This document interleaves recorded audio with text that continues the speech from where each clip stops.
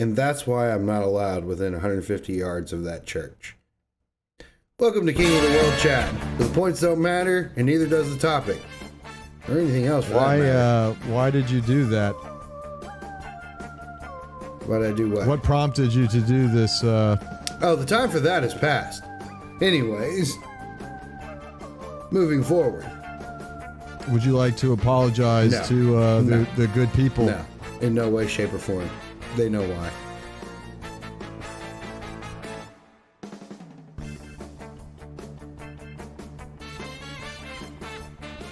Well, anyways. All right. Let's get on with the show. You said you were gonna start us off. I did start us off. Welcome back to King of the World Chat. You don't do a second Where intro. The topics are not made up because we already got started off. Yeah, didn't you hear the intro?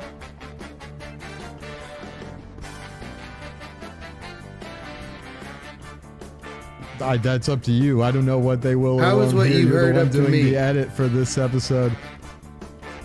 I'm gonna have to clip out so much shit. Based on comments made earlier in the week, I'm sus of everything at this point. Hey, you're the one that decided to do that with the editing. We had a no fire rule, and then we did not have a rule. Yeah. First of all, no, it was unspoken. You don't use the editing that way. Oh, now it's unspoken. Of course so we have it's unspoken rules. unspoken. Give me some other unspoken rules that I should probably be aware of. Flush the toilet when you're done. Like, okay, basic things. Like one's relevant to the podcast, such as the I still feel like that's rule. relevant to the podcast. What unspoken rule did I break? You misused the editing. How did I misuse the editing? You know how you misuse the editing. This isn't a trial. Explain how I misused the editing. Did you not see last week's intro? I mean, you had to. You made it. Can you explain how I misused the editing? I seem to remember some blame shifting and some calling out and pointing fingers. Who blamed anyone? I believe you did. Who did I blame? I believe you blamed me for some audio files, which, by the way, was something you taught me how to do and you showed me how to do and did not tell me I need to turn that setting off. Mute your desktop audio, therefore doubling my... You created the echo. You're somehow putting that on me. Right, I know. I accept responsibility you fucked up the recording. That part I accept responsibility for. But once again... I don't think you did. It sounded like you just blamed me for it. Which, in the intro, you really I don't think anyone blamed anyone. About 50% what someone says. I believe the intro said that this was entirely preventable, and I'm not going to mention any names. So if you're not going to mention any names, which you're not mentioning your own, but that's an obvious given, and there's only one... It could have been me. And there's only one other person. It could have been me. I mean, you'd have to be some kind of moron to not get that. Which either A, means you think I'm a moron, or you think our viewers are morons. I don't think anyone is a moron. I don't know. So I told them, hey, the audio is messed up. I told them, hey, the audio is messed up. It was entirely preventable. I'm not going to mention any names. And so I broke an unspoken rule by misusing the edit. What did I misuse? Bro, you totally shifted the blame on me for that. I did not shift any blame. Was it not your fault that there was a double? If it was someone's fault. I mean, yeah, but I didn't know the desktop audio was on. Okay. Because remember, that has been off for all of our recording. So who did I shift it that from? That has been off for all of our recording sessions. Because remember, who did I didn't shift blame from and to? Like, all I did was say, hey, the audio is going to sound bad this week and should be back to normal next week. But which was a disclaimer for the listener. Right, but was not the message that was conveyed. Like, can you repeat exactly how you put it again? The exact words, not your paraphrasing. I believe I said the exact words. First of all, that's a ridiculous thing to expect me to remember, but I believe I said... Oh, I don't expect you to remember. Are you going to let me answer the question you asked? I'm clipping in the video, you know here, right? I don't think you are. I believe that I said, if my audio sounds like a speak and spell with laryngitis that was run through Optimus Prime's sweaty jockstrap, just know that the situation was entirely preventable. Man, for someone who doesn't remember, that was really fucking close, if not almost dead on. I think that was pretty damn close. Yeah. And thank you if you're trying to compliment me. Both complimenting and slightly sus. And then I said, I'm not going to mention any names. Right.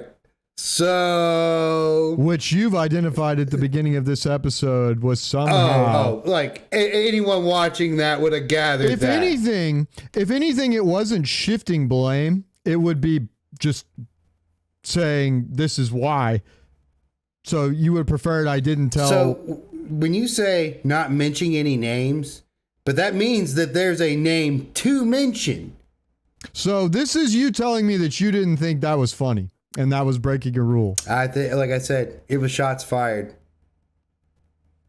Which is why I said, why don't you start this episode off since you're doing the edit? Oh, and I am anticipating the Law and Order intro.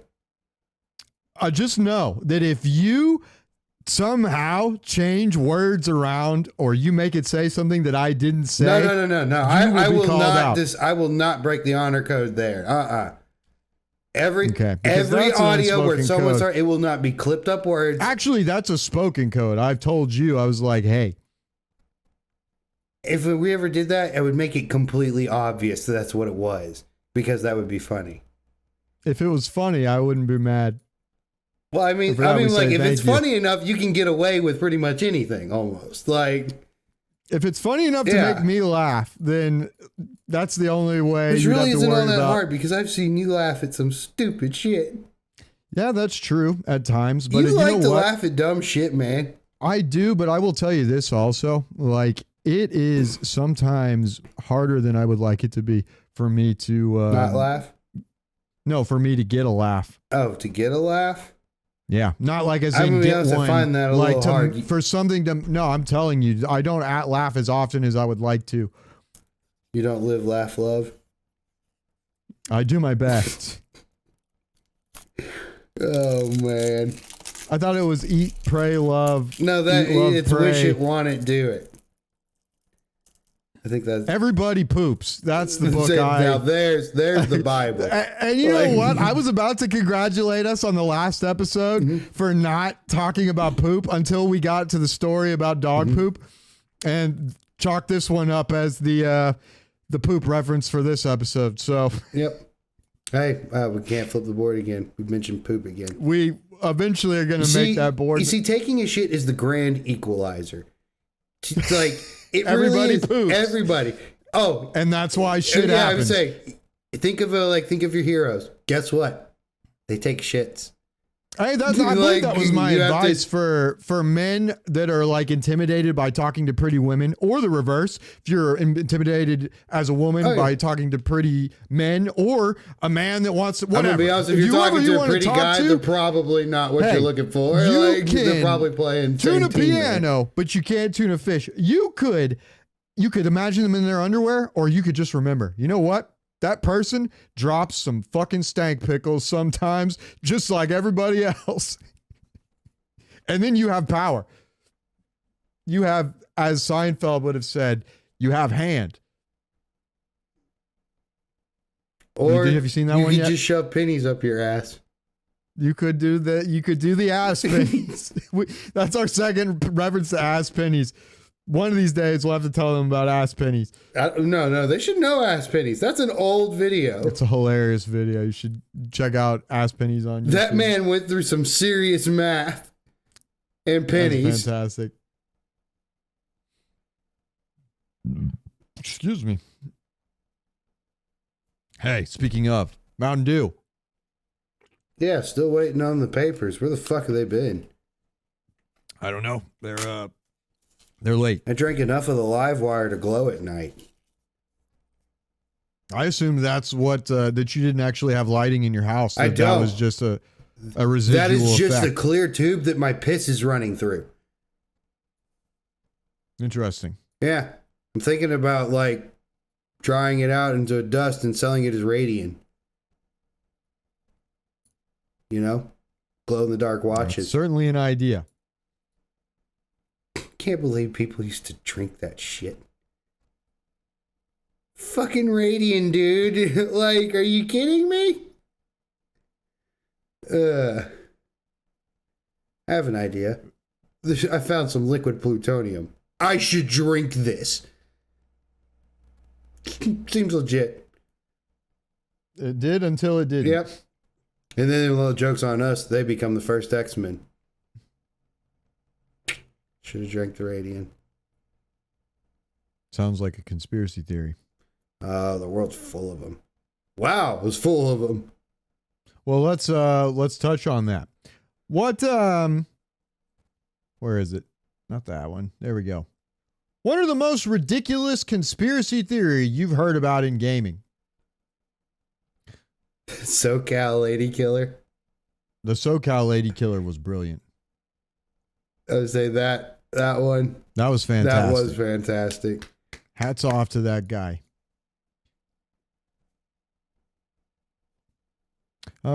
Crazy, like Other crazy conspiracies? These could range from like the things that you heard on the playground where it's like the car in the truck that's in or it Pokemon. could be like, you know, the Curse Majora's Mask cartridge have been drowned. Or How to Get Mew. Yeah, I was going to say copy pastas. Like the white hand from Pokemon. That was why it was interesting whenever you would find one that was real, like the missing Pokemon Black. Yeah, there was one that said to be before, and that was in the Red Blue days? What, the missing no? No, Red Blue days, the Pokemon Black. The original creepypasta Pokemon Black. I don't. If I've heard that creepypasta, I've forgotten it. It's the one where you play as the trainer that do ghost Pokemon. You go through the whole game. That when you beat a trainer, it's just a headstone after you beat them. And then at the end, you're the old sprite. And then it's the Sylph Scope ghost Pokemon that attacks you. And all you can do is struggle. Okay. And then you die. That's cool. Fucking creepypasta. Yeah, it was like all that kind of conspiracy crap.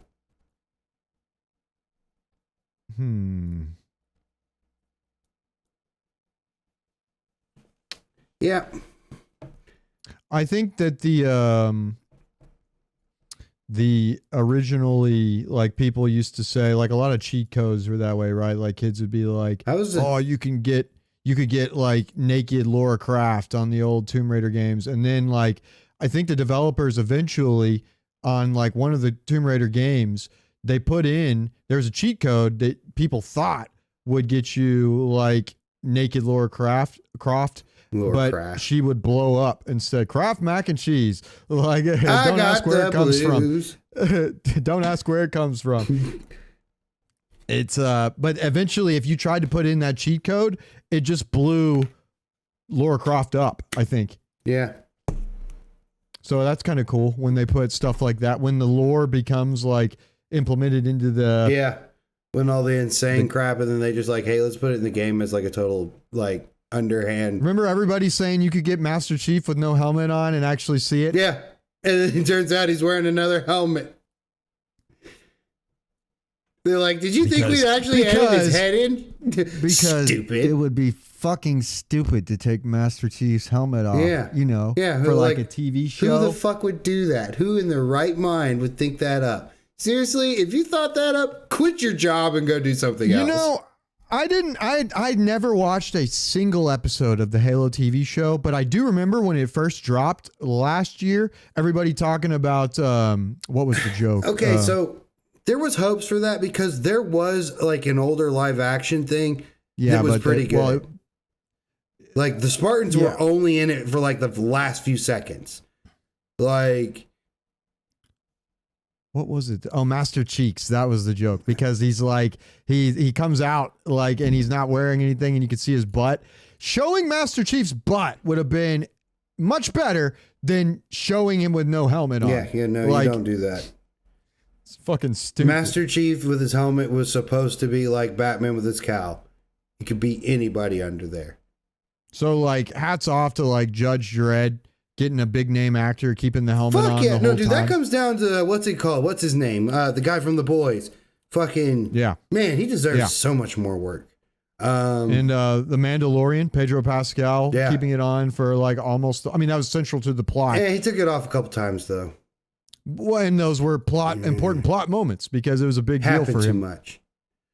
Oh, I remember what we were going to talk about as well, but we'll get to that in a moment. That'll be another good sidebar. But Mandalorian is still fucking 10 out of 10. That's fucking. I heard. I'm not a huge fan of The Last of Us, mostly because it's on the PlayStation. And well, I mean, it was Infected that came out during the huge zombie thing. It was just so played out by the time it came out for me. But I think the game itself, what little I'd played of it when I played it over at the boys' place, that I had fun with the game, but I just never like got into it that much because I don't even have a PlayStation still. So I was not that excited for the show, but the show apparently was very good. Fucking Ron Swanson apparently plays a side character in there. I just heard the other day, and he fucking nailed it from what I understand, which doesn't surprise me at all. He seems like he'd be a good actor, not just, Ron Swanson. Pedro Pascal, the guy that plays the Mandalorian, I'm going to eat all the eggs in your establishment. Joel, did you see the clip on YouTube where Saturday Night Live did a bit where they basically did a trailer for an HBO style show that was based on a video game, and it had Pedro Pascal in it because he was on that week, and it was a Mario Kart movie that was supposed to be like mixed with The Last of Us. It was pretty funny. Mario Kart with The Last of Us. Yeah. I'm going to be honest, you can't put two tragedies together. Like, it's just too tragic. Mario Kart is a tragedy in progress. Dude, it's like, there's no, like, I'm pretty sure that's what hell is. Like, you have to play Mario Kart to get anything good, but you never win because we all know why. You're talking about blue shells. Yeah. Not to be confused with getting the blues. You could call that getting the blues. The Laura Kraft mac and cheese, which might or might not be blue cheese that you should not ask where it comes from.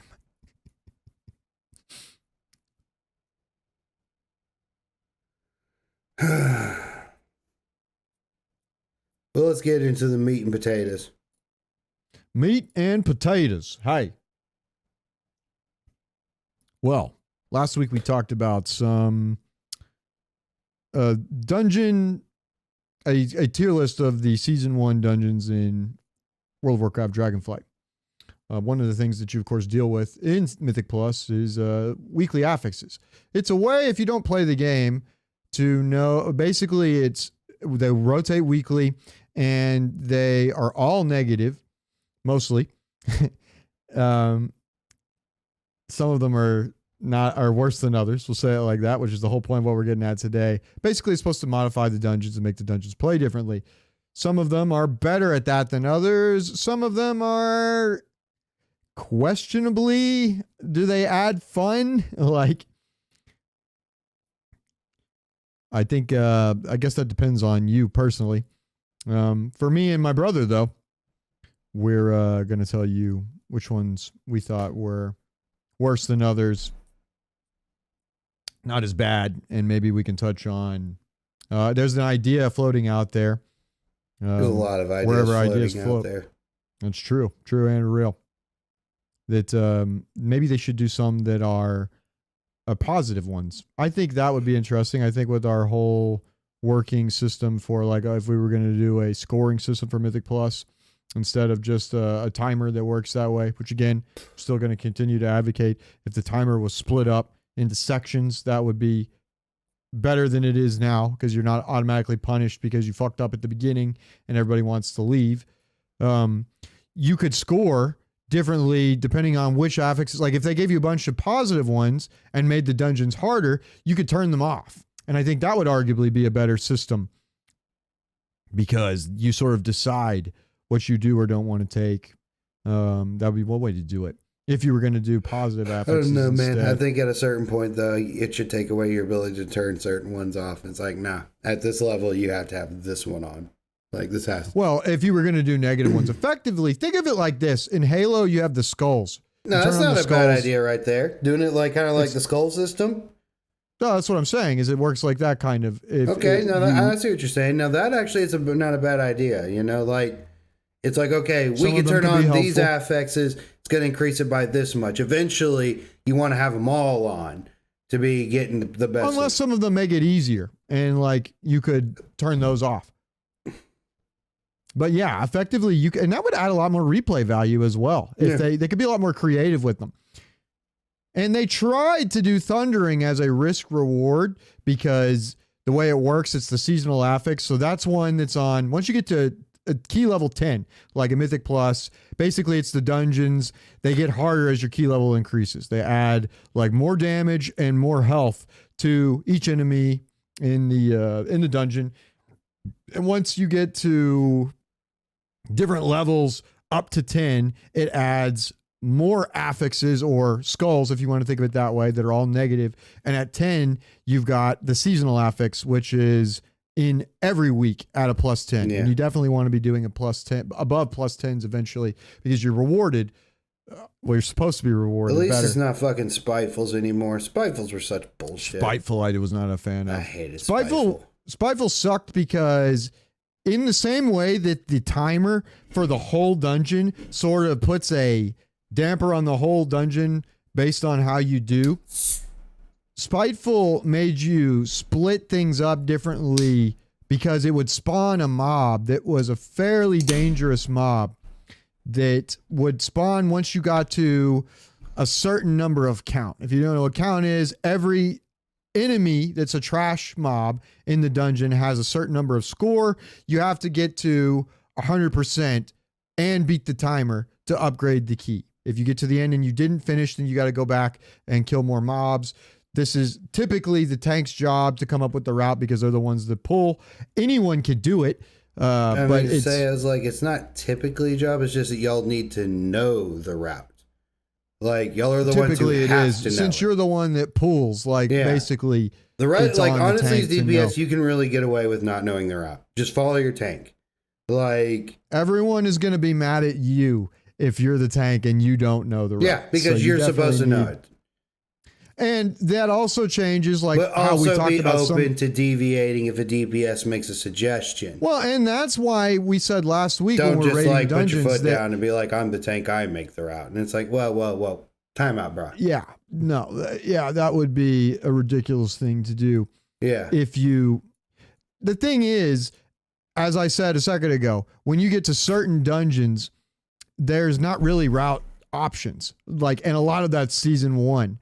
A lot of them are just straight linear dungeons where you don't really make decisions, which is less stress in that there's not as much routing, but it also detracts from some of the, I think it's good if the routes are relatively like the problem, like we said last week, was when you have a skip like in Noku Defensive that's so much better than the alternative. It's like when they nerf frost bombs and then, now it's like a non-issue altogether. So it effectively becomes like an auto include and eventually will punish people and keep tanks from learning if they don't know the skip from seasons past, because people will absolutely blast you and probably just straight up leave your key if you don't know the skip later on, because you will mess up the timer in some cases. So it's another thing to balance, basically. And Spiteful made that very hard because every time you got to a 20%, 20, 40, 60, 80, this big mob would spawn that would shoot out in basically the cardinal directions, north, south, east, and west, periodically, a thing that you had to dodge or you would get stunned, which sucked. It did a lot of damage. It didn't reset its health if you died, and it just spawned as soon as 20% was killed, so whether you were in the middle of a pool or not. So it added a significant amount of difficulty depending on how you set that up. And you could get really bad spitefuls. So it was not always a super fun affix. We'll say it like that. But Thundering was supposed to be risk reward because you get more damage. It puts that thing on you. You got 15 seconds to basically, you get either positive or negative. You have to touch a negative to a positive to clear it.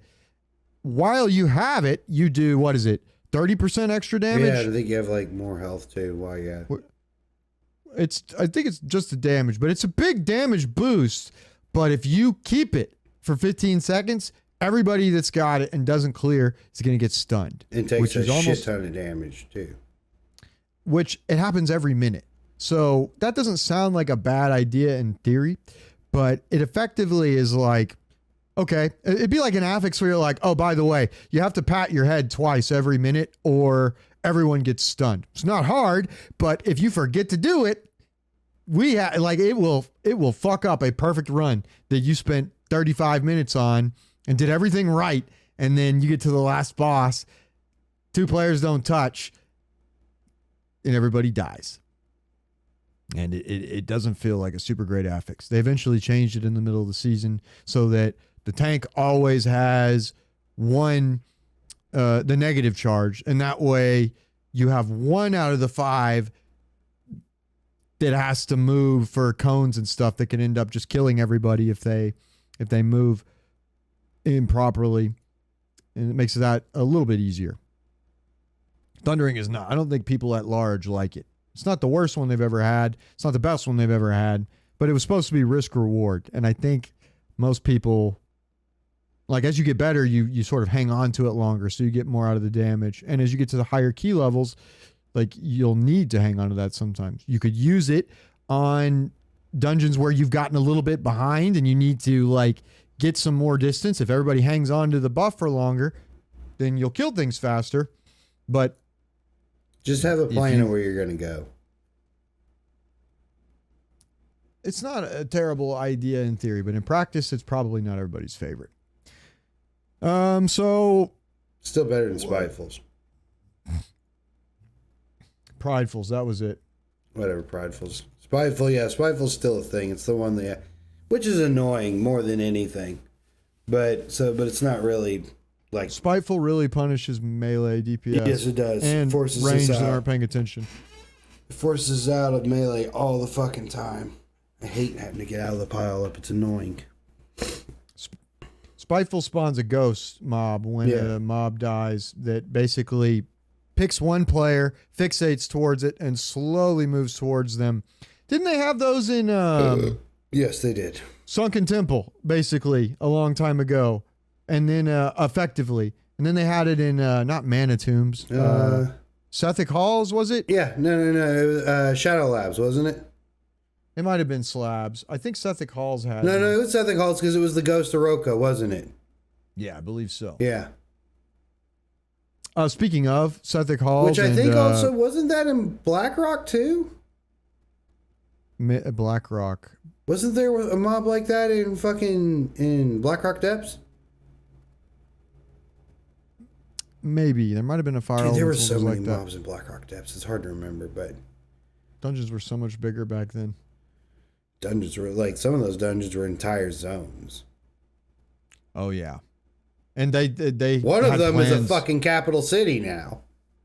They had, when they designed those originally in vanilla, they thought people would be doing that like very differently. They thought people would be hanging out in Maradon all the time, basically, like not the actual instance, but in the zone outside the instance, and that people would like group up that way, which is not what people did even before the LFD.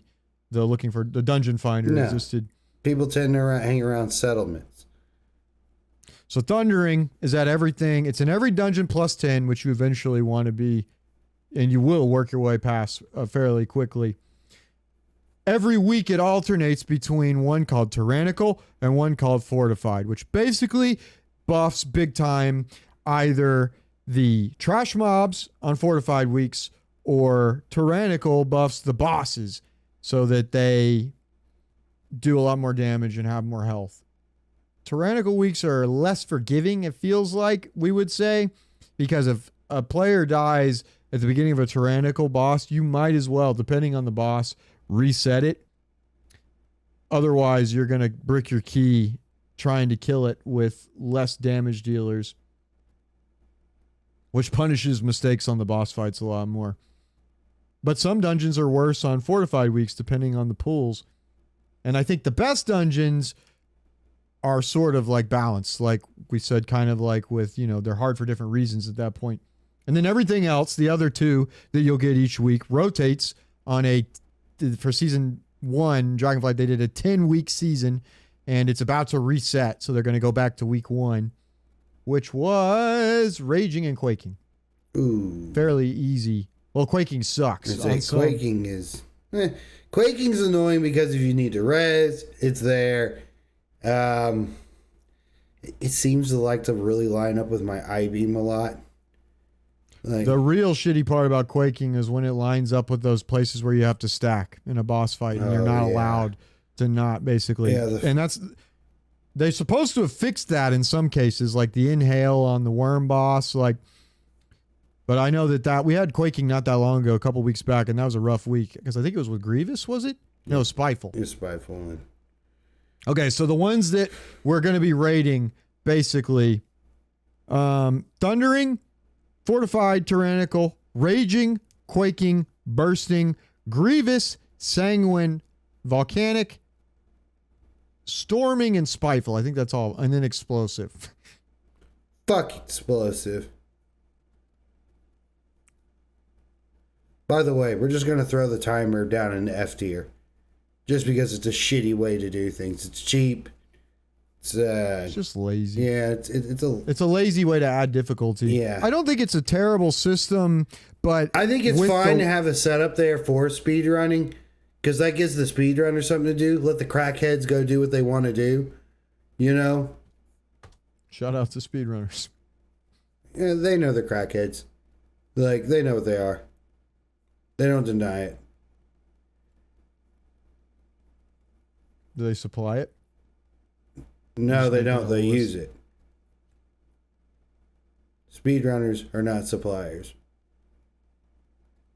Users. Oh, yeah. Definite users. They use everything they possibly can to shave a couple seconds off. If I just cut my ball sack just a little bit shorter, I can get a little less drag. Which, I would agree with largely, but like I said, I don't think it's a terrible, it's a more simple way, but I would agree that it's probably fairly lazy. And if they would, the problem is... Now, you know what is fun with the timer? It's completely pass-fail. Dragon riding's real fun with a timer. Dragon riding is real fun, period. I would agree. And we're both Sky Scourged, which you should, it won't take you long to get if you do it right. And that'll be a good hour and a half, 2 hours for you, depending on how many people are online and how long it takes you to do personally. Let's see. Raging, Storming, Spiteful. I've almost got all of them. No, I've already got Raging on there. Storming. You got Bolstering on there? No, not yet. And all I'm doing is making a list right now. This is just literally Notepad. Spiteful, Grievous, Bolstering, and Explosive.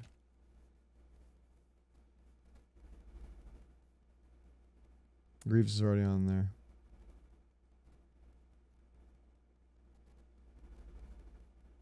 Explosive and Bolstering. That's the last two.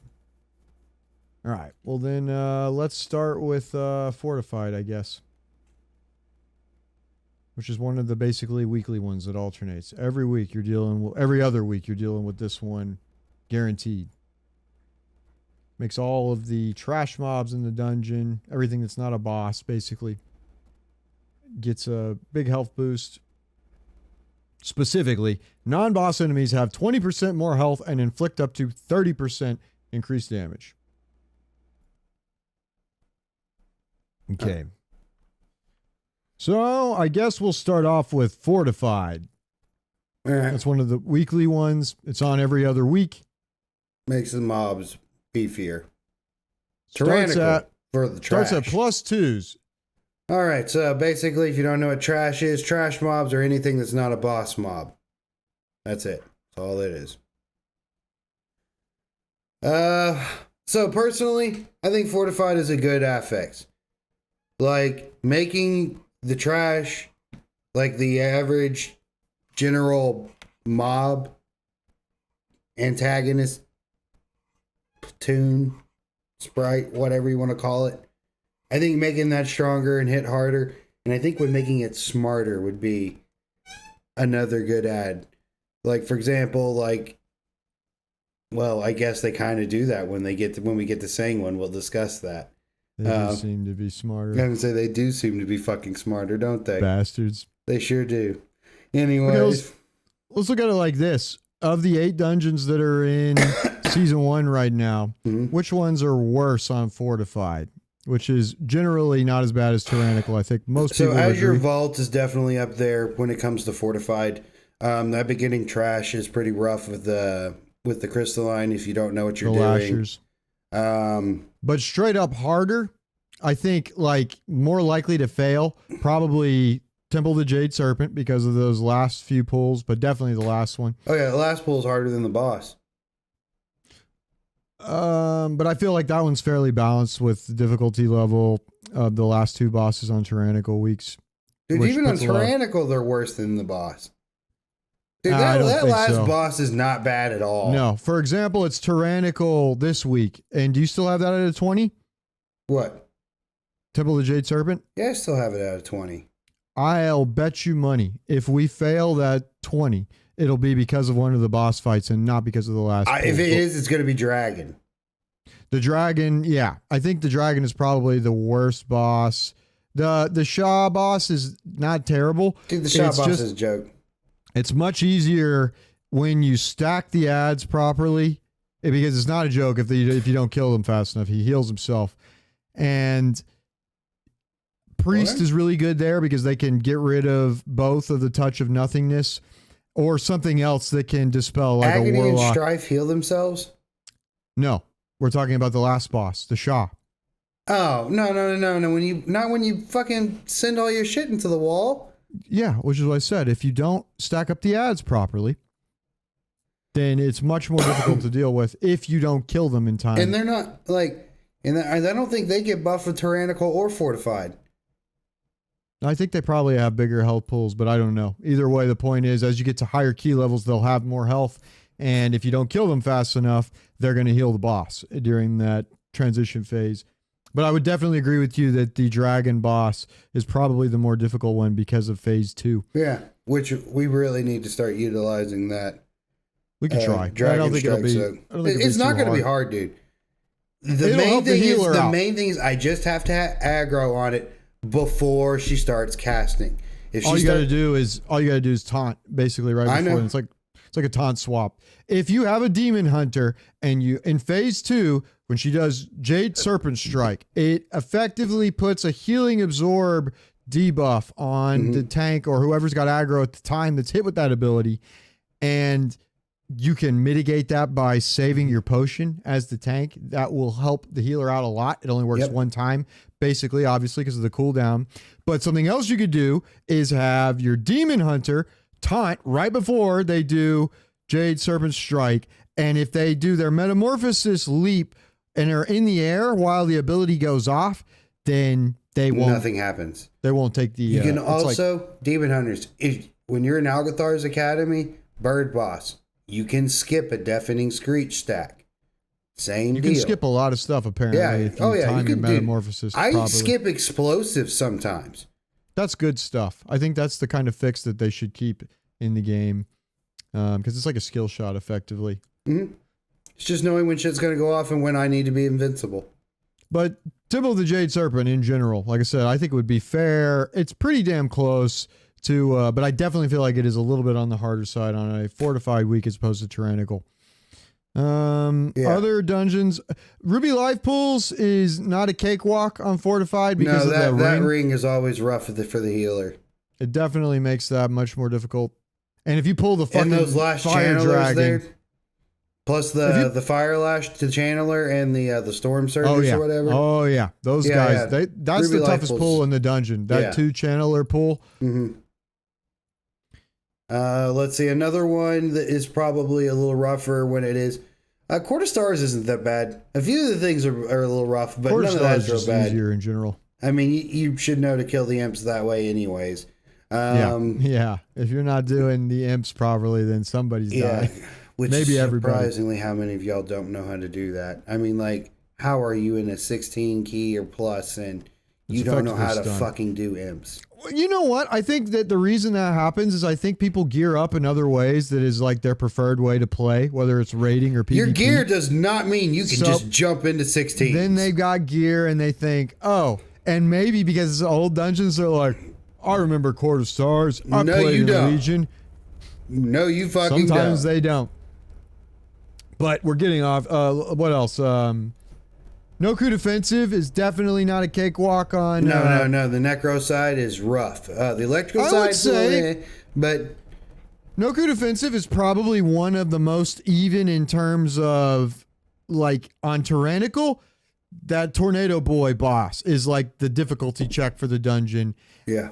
On Fortified Weeks, it's like the trash at the Storm boss is no cakewalk either, but it's definitely the trash right before the third boss. And I would say of the two, I think we've probably had more issues with, and I think it's fairly even, because a lot of that comes down to a stress on the healer as well. It's definitely more stressful for me as the tank on Fortified Weeks than it is in Tyrannical, but it's pretty close. I don't feel like it changes too much. At the beginning of the dungeon, before they nerfed things and before you got used to it, it definitely felt like it was fucking hard on Fortified Weeks. If we were going to put it on a tier list, I think Tyrannical definitely would go... Fortified. Like, if things go up higher when they don't suck as much, then Fortified goes above Tyrannical. Yeah. But I think Fortified is a fairly... Like, I agree with you. I think it's a fairly good affix. It sucks sometimes, but not in a way that feels unfair. I put it in A tier. It's all right. I think that's a good spot for it. I think I'd say... A2 is good. Let's ask this. Like, well, I guess we just can't go straight there. Tyrannical. It's the other one. If it's not Fortified Week, then it's Tyrannical Week, and that just means the bosses... So, Tyrannical is a... Do you know the boss mechanics, and can you do it for an extended point of time? Now, the problem for Dragonflight is... They have way too many fucking mechanics for this. It's almost like a soft enrage for certain bosses. Like, there's, like, okay, so, like, in the older, like, in Shadowlands, when we were doing it there, a lot of those bosses, they still had mechanics that you needed to know, but it wasn't, like, constant swirls, constant moving, constant, like, Dragonflight, you're always doing something other than your job. And let's call back to earlier, like you said, like... We get, for example, Court of Stars, that first boss gives people way more trouble than it should. It's not super complex mechanics, but if you you find out real quick if people know about Arcane Lockdown or not. You have to jump 3 times or you're going to move super slow. You could, if you know how to do that boss and time was not a factor, tanks can basically solo that boss. It'll take forever, but a tank and a DPS can kill that boss fairly quickly. But when you have the timer, like you said, it turns that into, okay, now we might as well just wipe because one guy died. And literally it's like, and for certain keys, such as Azure Vault, Halls of Valor. Yes. Depending on where that boss comes, like Halls of Valor at the very end. You're just God. Like, God, that is ass. So, like, finding out that somebody doesn't know how to do mechanics until the very end, like, that sucks. That sucks. Especially when you have a good, clean run the whole way through. Which, again, up that one, the timer split up into segments would not be as punishing. I mean, some of the RP's gotten better than it was when we first started, but I'm still be honest. That goes to F tier. RP in dungeons is like, that's a shitty affix. Yeah, you know what? That should count as an affix on its own RP. It's specific to the dungeon. And it's going into F tier with the timer. Which, speaking of dungeon-specific affixes, they've added that to Wrath of the Lich King Classic, I believe. They have dungeon-specific affixes that didn't exist before. And I think dungeon-specific affixes, it takes more work for developing, but it's going to be more balanced. I think it's a better play. I think it's a lot more. Dude, it would be a lot more fun. Like, for example, like let's keep with one that we've talked about before. Through the Ice Crown Citadel dungeons. The one where you're Halls of Reflection. Something like quaking wouldn't matter much there, but something that slowed you down, something that made you run slower if you hit that mechanic, that's a big deal in that dungeon. You know, the part of the dungeon is running away from the Lich King, so getting slowed feels bad. Like Arcane Lockdown. Yeah, like Arcane Lockdown, like throwing you a lockdown or something, where you had to jump 3 times to get out. But the thing about Arcane Lockdown is all you have to do is jump. It's like tapping your head, so it's like, hey, here's the problem. It's are you paying attention or not, basically. So you don't see a whole lot of this because you don't really get targeted with line. Line typically is either going to target a DPS or the healer. It goes after a healer, yeah. It seems like.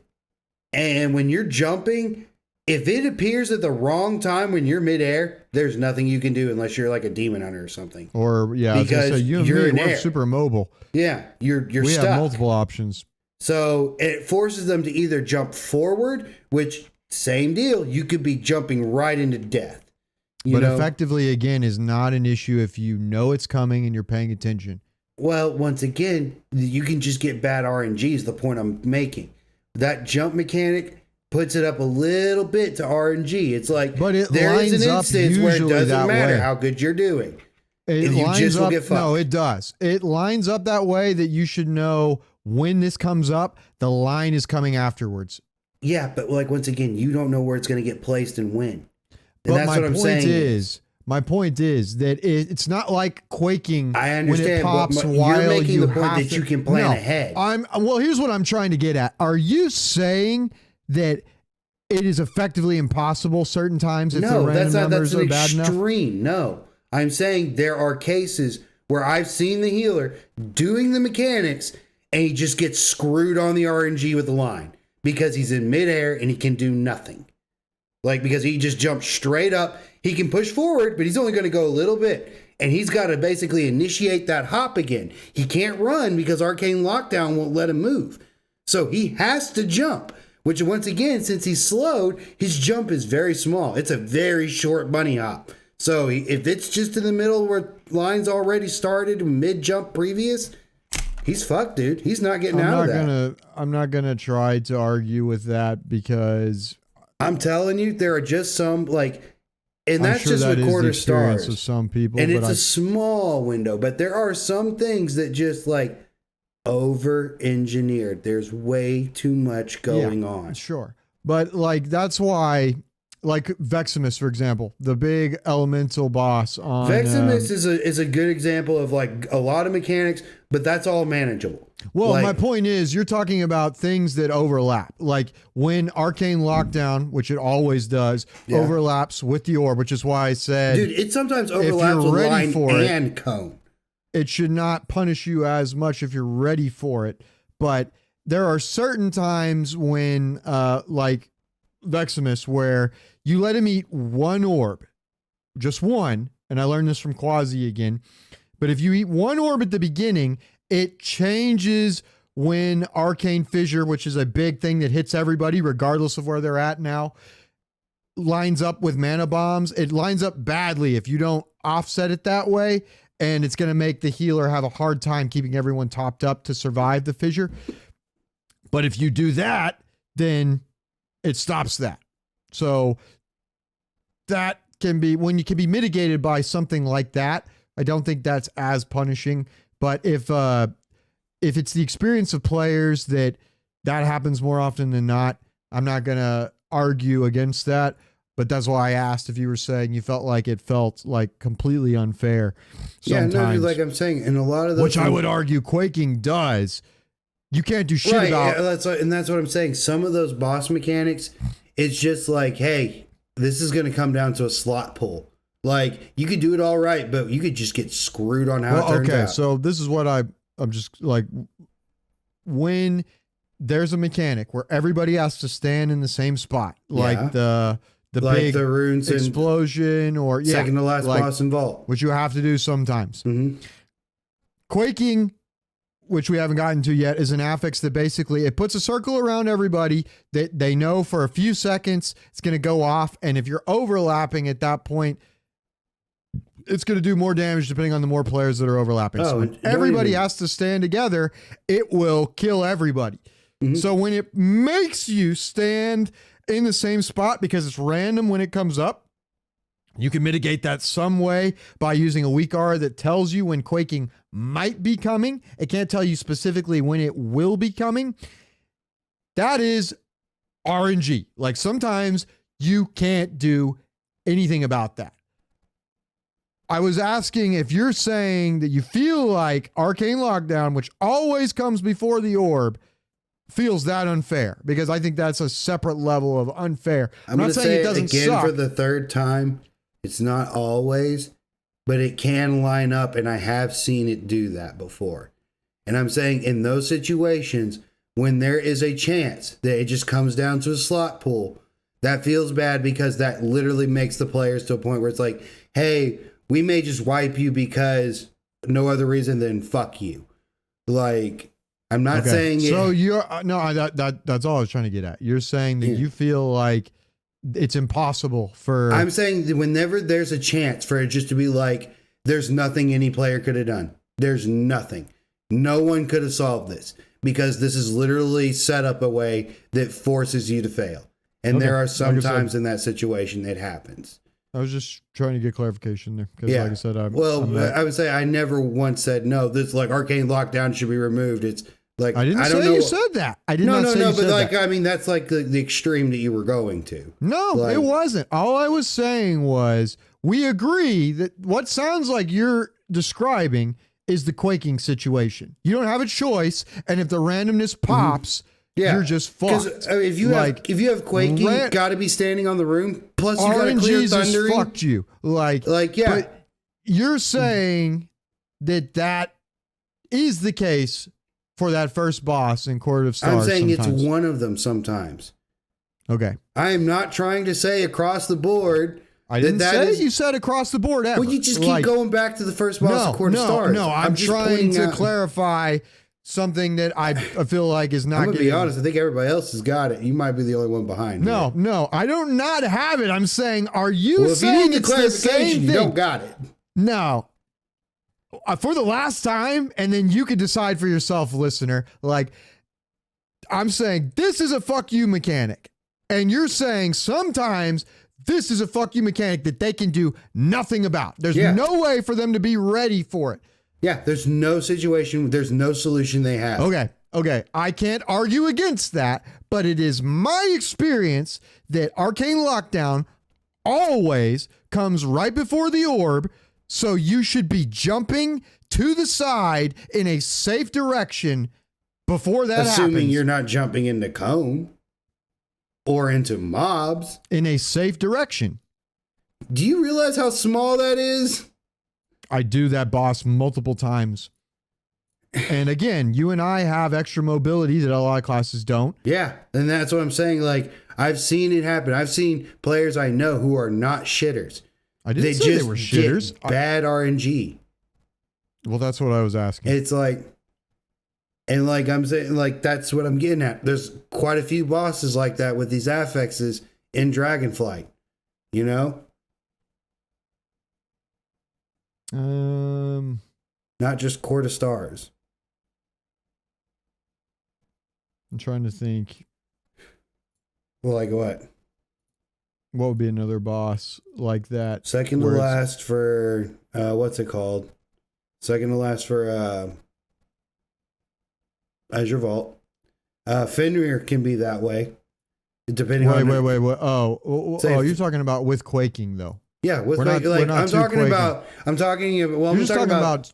Well, we kind of moved into the conversation of like, where are these bosses? Well, we didn't put Tyrannical on the list. No answer mechanics. Like, there's nothing you can do. Yeah, we didn't. As a matter of fact, the first boss of Azure Vault is one that'll do the same thing. If you get bad with like line up on that with trees and clearing trees, I think more often than not you can do something about it. That's why I said I agree. Quaking sucks sometimes, and even Blizzard agreed because they made a change finally that might or might not have still worked for some players.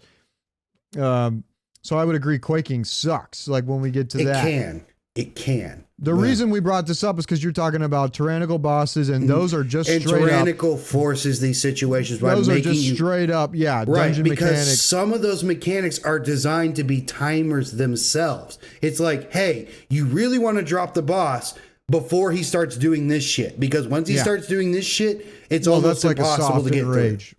Exactly. It's like, but something you could do if you're like a priest that doesn't have a lot of mobility options, which they have a little bit. You could take, what is that ability called that makes you run a little bit faster when you use your power word shield? It's not much, but it would be enough. That's not worth taking. It's a little boost. That's the best you can do. I'm just trying to think of things you could do. You could use a sprint potion or a gust. Yeah, you could do that. You could use an external thing like that. Yeah, I'd say a gust would be your best choice.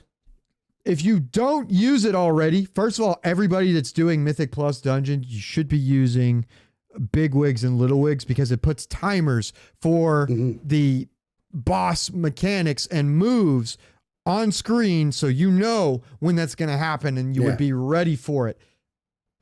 So that's something you could do to help deal with that stuff. If that's something that you're saying, hey, yeah, sometimes that sucks on Tyrannical.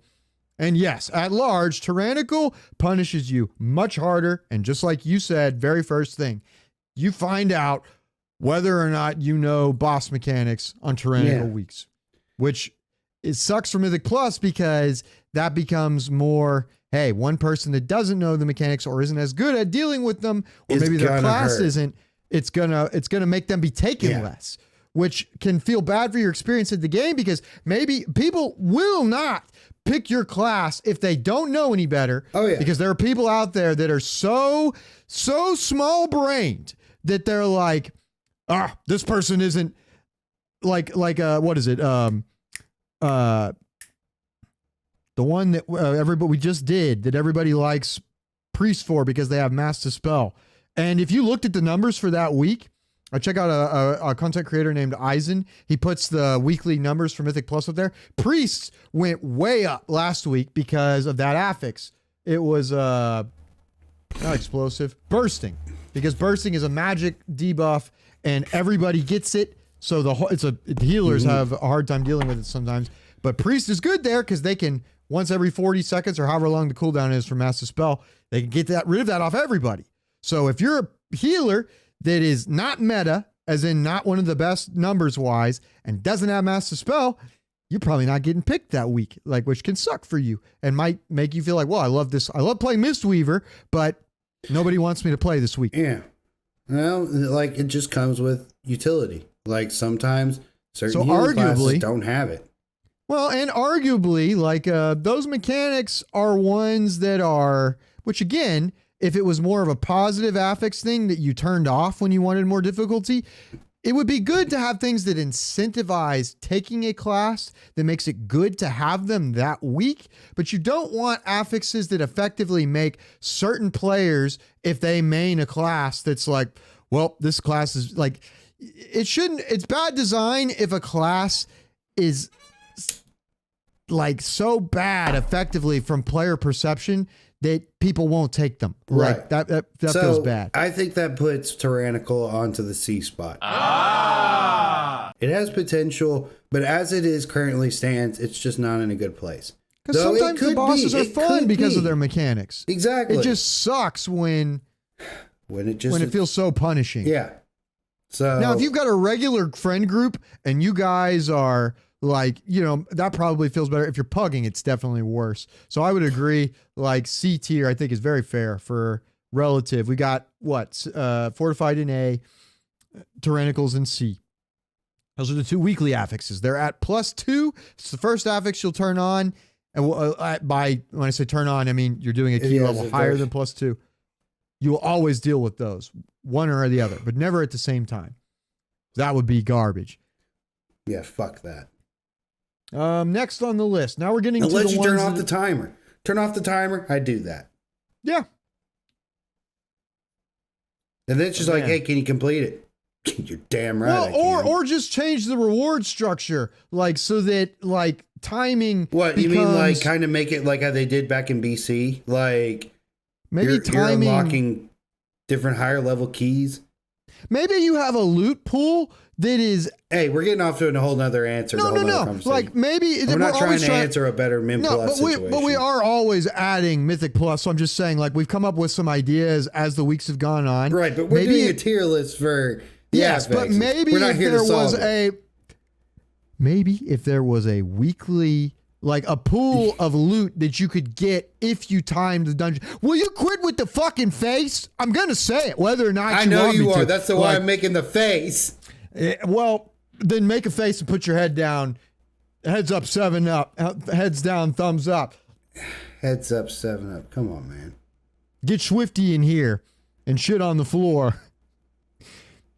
If there was like loot that came from a pool that you only got if you timed, even that would probably be kind of garbo, because when you put rewards up there, like it doesn't become like, oh, that's extra. It becomes, we failed if we didn't get that. So like, I think that would probably be the way to like fix the timer. But again, now we're getting into the ones that get added at, what is it, +4 and then +7 is when you get the next 2 affixes. These rotate in and out weekly, and you will not always deal with them. There's a set rotation for 10 weeks this time. The first one is Raging. Raging. Non-boss enemies, so trash mobs, enrage at 30% health remaining, dealing 50% damage until they are defeated. And I do believe that can be soothed. Yes. But it doesn't happen? No. Most of the time, no.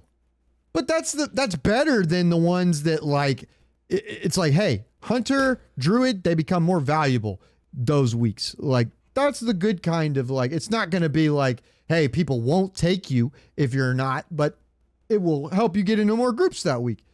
I actively try not to take Druids. They don't soothe anyways. And if they had to carry a seed, they wouldn't have it. Thank God that that's a quality of life that they've improved across the board, generally speaking, as far as reagents for spells that people don't have from way back in the day. If you're an OG, you remember what we're talking about. Yeah, so you know my complaint here. Raging isn't too bad, though. Raging's not. And honestly, and it's because what makes it bad is the fact that players, that a lot of them are just, can't figure it out. That makes it good. That said, Raging, definitely more difficult on a fortified week than it is a tyrannical. Yeah. Thank God the bosses don't all automatically get enraged, because some I would say would just put enrage in B. I think enrage goes in B. I feel like that's a good spot for it.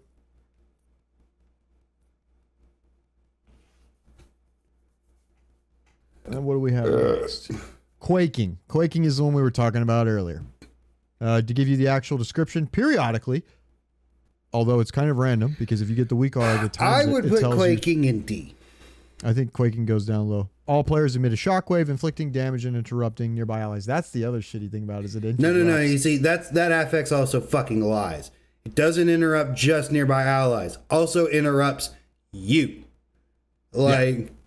You interrupt yourself. And it almost always pops up when you're trying to resurrect after combat. It just seems to have the perfect timing.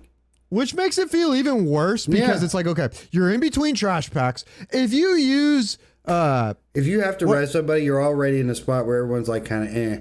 But if you use Details, which is an add-on that almost everybody uses, it's many things beyond just a damage meter. Yeah. But one of the things that will tell you... kicking, boys. It will tell you the amount of time that you spent out of combat in a dungeon run. Quaking adds extra time to out of combat, the point is you don't want to be not fighting in Mythic Plus. You want to be fighting as much as possible. You don't want to have any downtime if you could help it. And quaking forces you to have more downtime, almost like RP, because, hey, somebody died. Okay, we made it through the pool.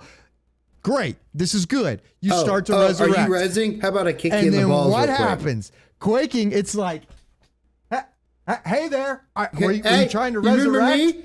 Hi. You'd better fucking stop casting, because if you don't, you're going to get locked out of that spell for an extra amount of seconds, which just feels even worse. Yep. Like, also, like, this isn't a huge deal, but just as an aside, and this is a thing that you don't deal with in regular groups, but in pugs, if your tank or anyone else for that matter can resurrect and they try to res the ally that's dead in between pools and you're the healer, take that opportunity to drink. If there's more than one person that's dead, by all means, use your master. But if you see one guy dead, you don't have mana, and me is about to resuscitate, like, drink real quick. Let me do that. Like, just a quick. It's not like even a pet peeve because it's not their fault, but it sometimes I'm like, I wish I could just tell them. Okay, so quaking, you say D tier? Yeah, D tier. RP's down in F by itself, so yeah, I'll put quaking in D tier. Our P is down there with the timer. In F tier. Yes, they are both in F tier. Well, I thought we weren't talking about the timer.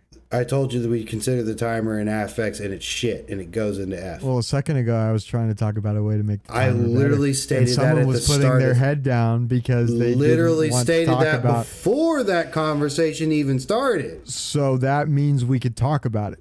No, I just said we're just throwing it in there as like because that's where it belongs. Okay. That might be another one of those unspoken rules that was not unspoken. Was literally on camera. Fair enough, I suppose. And will be in grayscale, slow motion. Me saying, don't try to silence me. Okay, I'm not trying to silence you. I will talk about the fucking timer fix when I have that idea. I will stop you from talking when you're getting off into the weeds. I will do so. You will do nothing about it. And if you take that out, you better believe you're going to hear about it the next week. Now that's what we do. No matter what I do, I'm going to hear about it from you. That is 100% guarantee. Bro. That is a guarantee. I was at work the other day. I'm walking back in from lunch break, and I'm like, we're going back into work. And then I get a call, and he's like, I don't know why you're playing the violin. Because I just know that you are the one that started the griping. You're trying to put it on me when you called. You're like, I guess shots are fired, bro. And I was like, still salty about that, huh? You were the one that was salty. You called me. I just said you opened the floodgates. This is the thing now. You started this. I've accepted this is now a new part of life. I'm not being salty about it. You started this.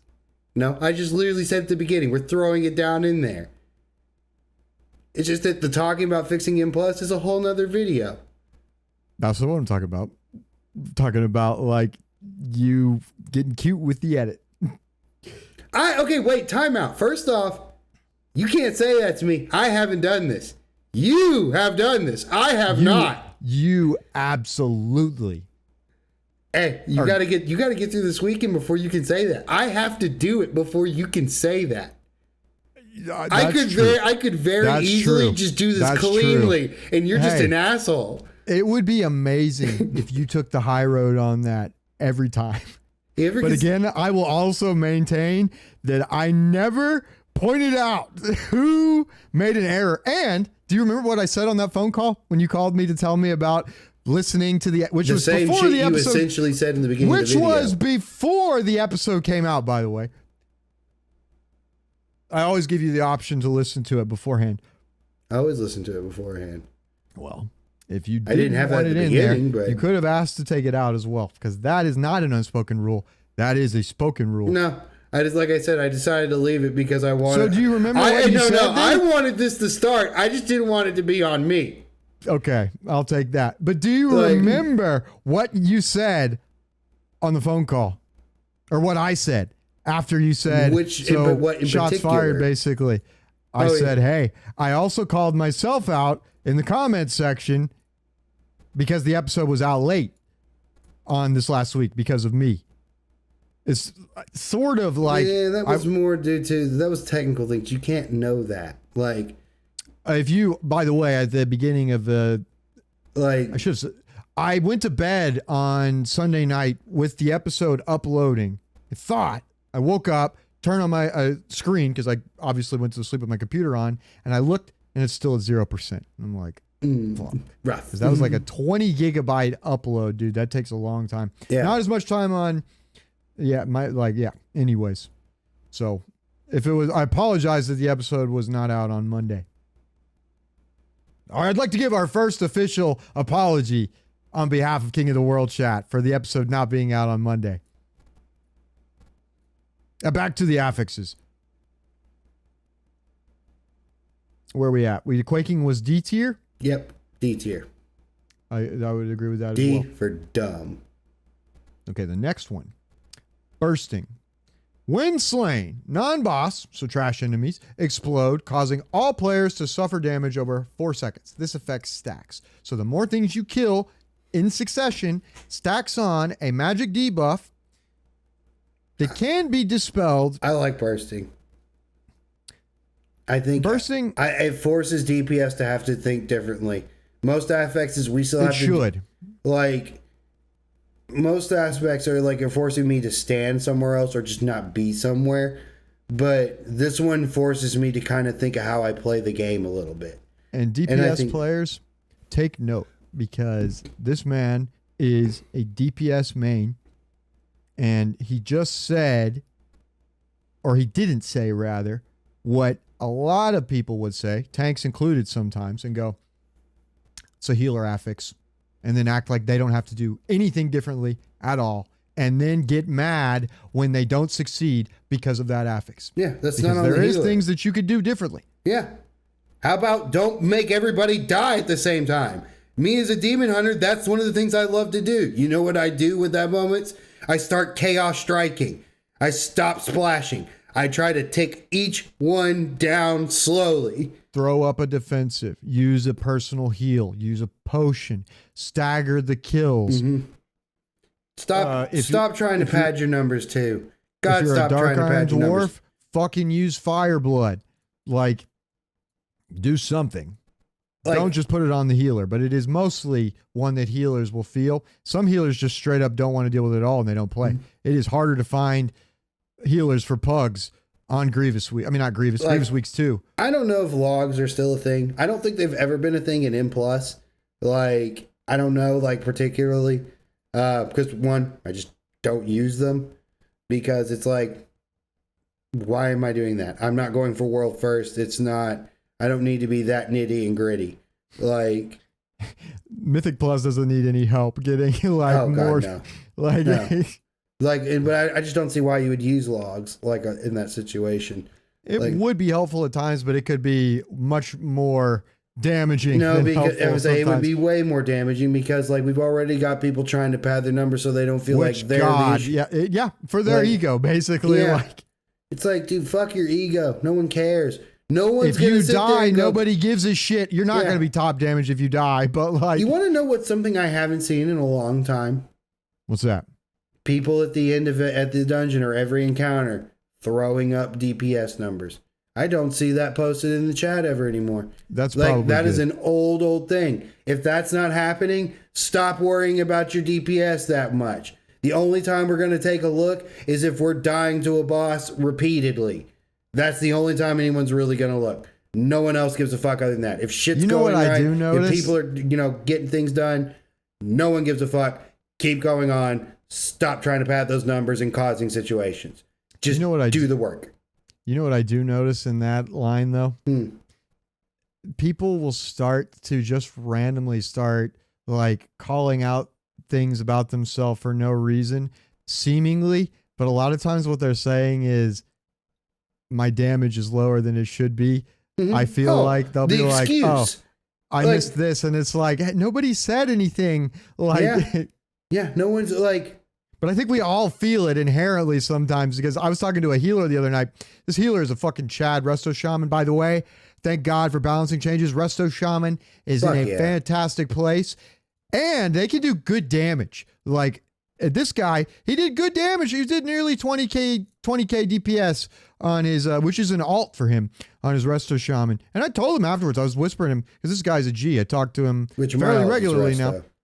I was like, dude, blah, blah, blah. And we're talking back and forth, and he's like, oh, he said, yeah, my damage is blah. I said, dude, your damage was good for a healer. He's like, yeah, but healer damage. And then I look at my own number, and I'm like, my number was lower than it was normally for that. I didn't say that to him, but I'm sitting there, I'm looking at it, I'm like, I took a lot more defensive options than I normally would. And I'm like, my first inclination was to be like, yeah, your damage wasn't, that much off. And I was like, well, but I did this and this, and I didn't say any of this to him, but I just noticed that I was like, it is funny how like you start to be like, well, I didn't have this, or this didn't overlap. You know what I mean? It's like, it's something that people are like, it's like an inherent self-conscious thing. But like you said, just fucking do your job, stay alive. Don't worry about don't pad. Don't hurt the success of the group to pad for logs that are not even fucking logged. Like, yeah, I think it's funny though that tanks and healers talk about doing damage. No, he just mentioned, oh yeah, it's nothing. That's just funny. Hey, my number was a fucking brewmaster can blast on some. Oh yeah, you get one segment when you throw the entire kitchen sink at it. It's when you get to do everything. Yeah, when you get to do, up. When it lines up, yeah. Hey, when you guys are talking about your favorite numbers, it's when you're throwing the kitchen sink at it. You guys don't talk. What do you keep on? Do you keep on encounter, or do you keep on overall DPS? Don't give me that. No, it's not just when you're throwing all your cooldowns.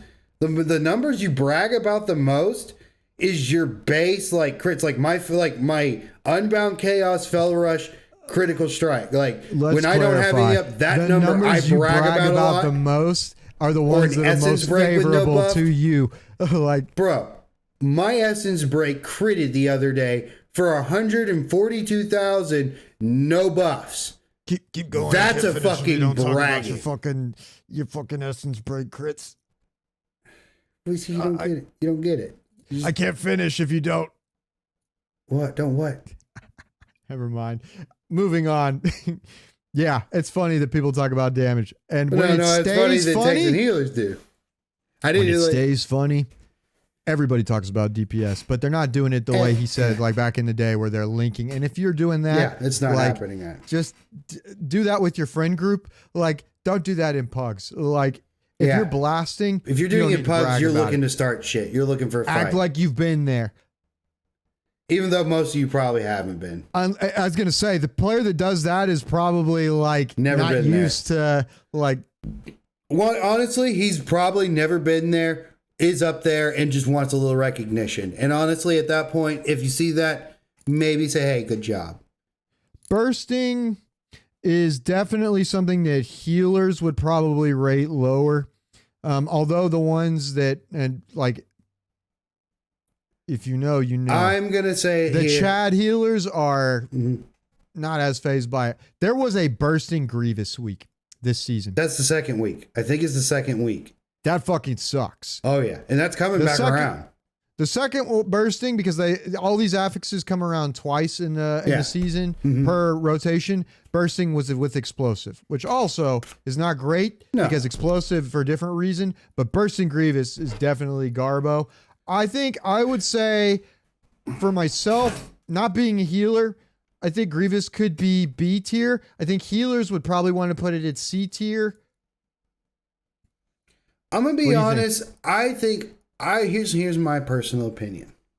What you got? I think bursting should go into A tier. It's such a good affix that most people don't even realize it belongs in their category. And when I say most people, there are far more thousands of us DPS players. Like, let me finish real quick. Sorry. Go ahead. There are way more DPS players than there are tanks and healers. And the vast majority of them believe it's a healing affix. It's not. That affix is done so well that it doesn't dupe people by being like, oh, you think this is healing? It's like, no. if you actually understand the game and understand how mechanics work, you know that it follows under the category of DPS because we're the ones that control when it gets applied. It's not the removal that designates what category it goes under. It changes the way the tank has to pull too. So that's a good, I will agree, that's a good, well-designed affix because it affects everybody. But on that note, if you are the kind of player that says whether, oh, that's a healer affix, oh, that's a tank affix, oh, that's blah, blah, affix. You might be the problem in most of your runs. Chances are, like this is just straight up honest truth. This is not to trigger anyone. Mm-hmm. You probably don't play a whole lot of Mythic Plus. And if you do, you're not learning. So you probably should play some more. Or you should just go read or go watch Quasi. I mean, like a lot of it I think is from a tank perspective because I think that's what he does. Isn't he a blood tank? Which is no, he's playing prot. I mean, like there's a few other things I feel like he could mention for DPS and healers that would help out a lot. But he doesn't really play those specs. So a lot of that's going to be specific to those classes. Right. I mean, like, for example, like talking about, like, for example, on Bird Boss on Deafening Screech, well, for Resto Chamois, what do? It's like, well, what you should do is be applying Riptide to everybody, then Primordial Wave 1, and then Lesser Healing everybody at the same time right after. So that way everybody's getting healed, everybody's getting raised back up while your Healing Spring Totem's going. You know, hey, I don't speak much Resto Shaman, but thanks to my brother, Resto Shamans love me because I know to stand in the healing rain, which is a hard one to see. Yes, because I used to crab at him about it. Like, I mean, I got annoying with it. I got annoying with it. I'm pretty sure. And for that, we say thank you. Yeah. Like, I know I annoyed him with that one. And I still apologize about that. But no, I learned, like, as a result of that, it made me a better player. So that's like something you shouldn't apologize for. Now, if only I could get you to run into the green shiny sigil. Hey, I do when I can. Like, it's not very big. Most of the time, I try to put it under your feet, like, which is what you should do. But, so you want to put bursting in A tier? Yes. I said I would have put it in B tier before you said that because I do think it is well designed. I think healers would probably drop it down one from whatever we say. So. Dude, I think it goes to A tier because I've made my case already, but I just really feel like the fact. Here's the thing. The reason why it's difficult is because people don't understand it. Yeah, no, that's and it's not mechanics because it's in general. That's mechanics in general, right? And it's not because here's it's my thing. I would agree with you that it would be an A tier. We're both not healer mains. I think healers on the whole would probably want it down one. But here's the other thing. It stops healers from playing some weeks. So I think that if you have something that straight up makes people not play the game that week, it's not as bad as Quaking. But once again, if DPS were doing the affix, right? Sure, but I don't think we would have that big a problem. It doesn't matter why. If people stop playing, it's not as bad as Quaking, where Blizzard literally has to hotfix it mid-season. But if healers straight up, like as a whole, decide, which they wouldn't, but if they were like, nope, I'm not doing it Grievous week or Bursting week, then that would suck for everybody, and they would have to fix that. So I think it's got to be B tier for the healers and for that reason. All right, fine. But I do think it is one of the better designed. The reason I would say A tier with you, and we could put it in between there, or we could put a star next to it or whatever. No, it's got to go in solid one. We can't be doing that. I just think that defeats the purpose. Out of all the ones we've talked about so far, except for maybe Fortified, it's one that everybody needs to react. I think it does the job that an affix is supposed to do. I think it's a well-designed affix. It does suck sometimes. Next. Grievous. I hate Grievous. It's such a shitty affix. Especially when you come to Dragonflight, when there's literally so much unavoidable group damage that it's literally just a fuck you. That's all Grievous. It is. Injured players, just injured. So it's like It's pretty much any amount of damage. So yeah, if you go away from 100%, or technically it's under 90% because at 90%. Yeah, that's what you got to heal to get it to go away. Like injured players suffer increasing damage over time until healed. Mm-hmm. It's a dot that just gets worse. It is a point heal mechanic that has to be fixed by someone that can heal. Doesn't have to be the healer. I help out on Grievous weeks because I can throw Vivify relatively easily in between pulls. I try to do what I can with the demon. Grievous does suck. And Grievous blows. Grievous feels like more of a fuck you mechanic compared to bursting. Mm-hmm. And in line with what I just said about healers not wanting to play, I think, and healers, you'll have to tell us if this is right or wrong for you personally, but I think that one probably has that effect even more so than bursting. Like, I think it's one that they want to play with less. And Grievous bursting is just and they did that in Christmas it's a double. week. That was the second week of Dragonflight Season 1, which was Christmas. Blizzard's Merry Christmas to you was hey, bursting and Grievous. Hi there, Mr. Subscriber. Merry fucking Christmas. Maybe they were like, hey, maybe here's an affix that'll piss you off and make you want to get rid of yourself this holiday wishes. That was garbage. Thank you, Mr. Hat. And there's nothing there. There ain't no way you're preventing all damage in a pool. So that one affects Tyrannical and Fortified. Yep. You can do much less about it. Yep. I think that's D tier. The best you can do is like I can use my 5-minute pot cooldown to get rid of it. When we factor in putting it down one for the healers, shout out to you healers. Y'all are already having a rough season. I think that one's got to be D tier. Put it in E tier. E tier. It's not F because it's not just absolute shit, but it's really fucking close. Well, we have to invent another tier then because our tier list goes from A, B, C, D, E. It's the enema tier. It's on its way to being shit. Well played. That one gets its own affix. Oh, you just said we can't put them in between. I mean, well, see, we can do that because alphabet. Okay. Do you want to put it in F tier then? No. It's E tier because it's literally A, B, C, D, E, F. You see what I'm saying? You can't go D to F.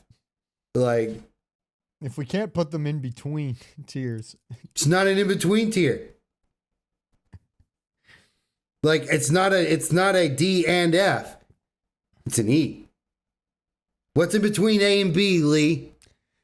All I'm saying is a second ago you were like, we weren't going to put, it has to be in a solid tier, and E is literally not on that tier list that we use. But it counts still. You see what I'm saying? Like, you can't put it between A and B because there is no letter in between A and B. Now, there is a letter between D and F.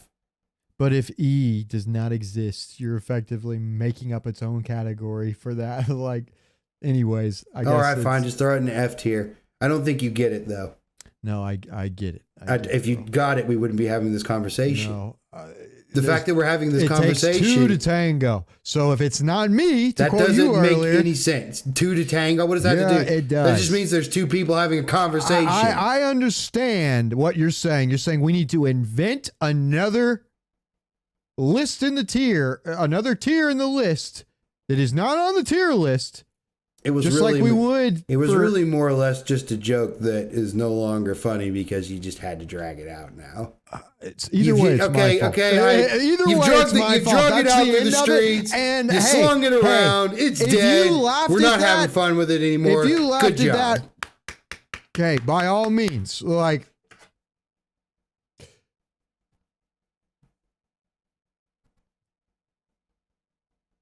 Next, Sanguine. This is probably of the ones that cycle in and out that aren't fortified or tyrannical and aren't thundering. This one is probably my least favorite. Thundering. No. Sanguine. Sanguine. Oh, fuck Sanguine. Sanguine blows. Sanguine sucks ass. And not because of anything I think Sanguine does. It's because of what the fucking trash mobs start doing when Sanguine is active. Sanguine. All of a sudden, mobs forget how to move.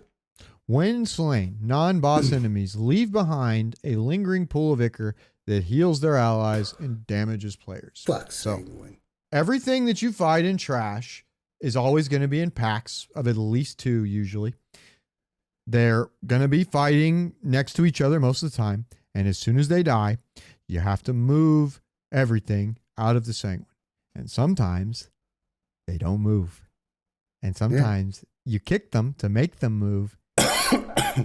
And they still stand there. I remember last Sanguine roll. We were doing Ruby Live I know what pools. you're about to talk about. Is it Ruby Live pools? Yeah, it's Ruby Live pools. Mm-hmm. We were on, we were gonna fucking nearly 2-time that bitch. Tell On a fucking, what was it, 17 I think it was? 17? Church on the move. Sure enough, we get up there, and what the fuck happens? Sanguine pool drops. But what does the Chandler decide to start doing? I'm going to do the storm right now. I'm just going to throw it up. Here goes my health. Back to start. Oh, did y'all get me down to a third? Guess what? That's going to happen again. But wait, there's more. A third time. A third fucking time. Back to full health. Just because that's where he landed. Can't move him. Can't do anything about it. Can't clear the Sanguine. Fuck me. On a fortified week. Yeah. It just sucks. It was like anytime that there's something like that where it can be like, hey, this can literally just reset everything. It can just reset it. Just to be fair, this is one of those it's like drawing all 5 pieces of Exodia in one hand. No, hey, also something else we haven't brought up. This is one of the things that makes Dragonflight better. They revamped talents before Dragonflight, which feels good. I think people across the board like. New talent structure, phenomenal. Love it. And because of that, there's certain Druid has a knockback, classes that can knock things back, Evokers, Ring of Peace is very good that week. Death Grip is very good that week. That makes you more valuable on a Sanguine week, but Sanguine still blows because everything has cooldowns. And you can be dragging, the tank can be doing what he's supposed to do. And sometimes it's like that quaking stuff earlier. It's like something. You. And it feels bad. Yep. It's so easy to happen. It's not like, oh, you let this get out. It's like, no, mobs naturally tend to try to group themselves together. I don't know why, but they tend to try to get in these big pools and surround you. So they literally are always by each other. And the second they get into Sanguine, all of a sudden, they just stop moving. They start hesitating. They start going into casts. I've seen fucking mobs cast 2 things together that they've never casted together. Fucking, what was it, that one in Nokund? The one where he summoned the eagle and then went right into Chant of the Dead right from there. Something like. It's just the casts that are long that you those the uninterruptible casts on mobs that can't be moved because some of them can't be imprisoned, can't be stunned, cannot be crowd controlled in any way. And I wonder if priests can mind control them. It would still you're like, oh, that would take time. No, it would be quicker than letting them stand in it. It's a fuck you mob sometimes. And listen, I don't have definitive proof, but it has been the experience of many players that on Sanguine weeks, they seem to, as you said a moment ago, stand still. When you have a caster mob, it's a ranged mob, right? So it's not going to move into melee most of the time. It's going to stand, whoever it's aggroed on, or if it's a random cast that it targets something. Either way, it's going to stand there. It's going to start casting its spell. Some of those spells can't be interrupted in other ways, but some of them can. And you use your kick, and if you don't bring a kick to M+, then and I didn't find out about it before, congratulations, because you snuck by, because like, and most people do, to be fair, but like, you kicked the mob, so now it's been interrupted. It's locked out of that spell for X amount of time. That's the only way sometimes to make them move without a knockback. And on Sanguine weeks, they tend to go, I'm casting my spell. Oh, I'm kicked. This is normally when I would move. Let's see. Okay. Now I'll move. Now that I've gotten healed. Oh, wait. A little bit. I'll start casting first. Yeah. Or they cast us. Yeah. And then it's one that you can interrupt. Chain the storm. Getting all my health back. Fuck your timer. Did you think you were getting a 20 this week? No. Still got there, bitch. Fuck that mob. Fuck that mob. Is D tier. D tier. Okay, wait. Do you want to make a case for F tier? No. Because I'm going to be honest, I feel like Blizzard does it on purpose. I would try to be fair and make the case for C tier, but a lot of the mobs in Dragonflight are immune to Death Grip, immune to Ring of Peace. What is the point? I said a long time ago that some bleeds are literal fuck you mechanics because things that should clear the bleed don't clear the bleed. And it is literally like, no, you will deal with this in a different way. That can be good design, but damn, it feels lazy or bad sometimes when there's that many of them. So I am not going to make a case for C tier. You know, it almost makes me consider, is it worth going back and getting the loofah for? Is it thought about that, but I'll the bet item you, level for the loofah? I'll bet you the loofah is one of those that says doesn't work above. Oh, you know it does. Yeah, especially with the way it does. You know, Blizzard was like, well, they're going to be able to fix that shit. Better not. If you know what the loofah is, shout out to you. You didn't need to do that. I could have done that in post.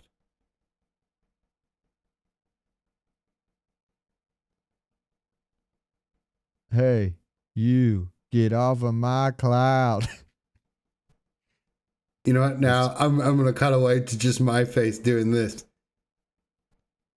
From when that happens. You do what you got to do, bro. So D tier. Sanguine. Yeah? Yeah. Volcanic is not going to get rated very highly. No, honestly, put it in F because it's a joke. Okay, wait. Here's the one thing.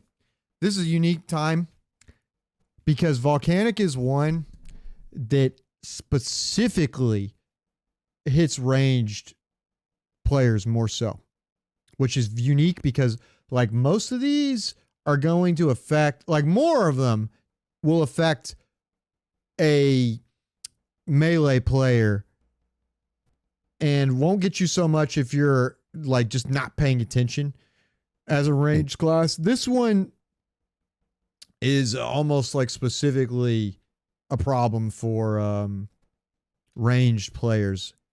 Now, having said that, we were doing Shadow Moon Burial Grounds last night, and there's a mechanic on the Worm Boss, which we've said before we're not fans of, and I don't think most people are. It's not super hard. It's just a fucking health sponge. It takes forever. It feels like a Destiny boss in original Destiny at a high level where all they did was now you're going to spend 20 minutes ducking down, popping out, shooting it, and then ducking down, and like it's not fun. But there's a mechanic where it does inhale, and it like basically you've got to run to a puddle that will keep you from getting blown away or use some kind of speed boost for the duration. You don't want to be sucked in. But Volcanic goes off and we weren't paying attention. Everybody gets shot up into the air and they get sucked up by the fucking worm. Now, if you're a demon hunter, this mechanic is irrelevant.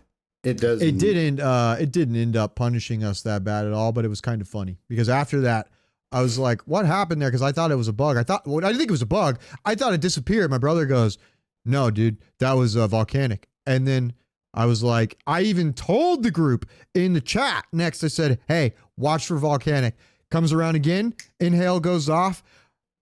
Volcanic shows up. 2 players were not sucked up. And that was you boys here. We learned immediately. So if you didn't know, on Volcanic Weeks, that's one of the few times that Volcanic is like, I did something. But I do think Volcanic probably is one that is like affects range players more. It can hit you if you're melee. It doesn't hurt super bad. It knocks you up into the air kind of the same way. Dude, it doesn't hurt like at all. Yeah. The thing is, it's going to knock you up into the air. Yeah. And if you're someone like a demon hunter, that is so irrelevant.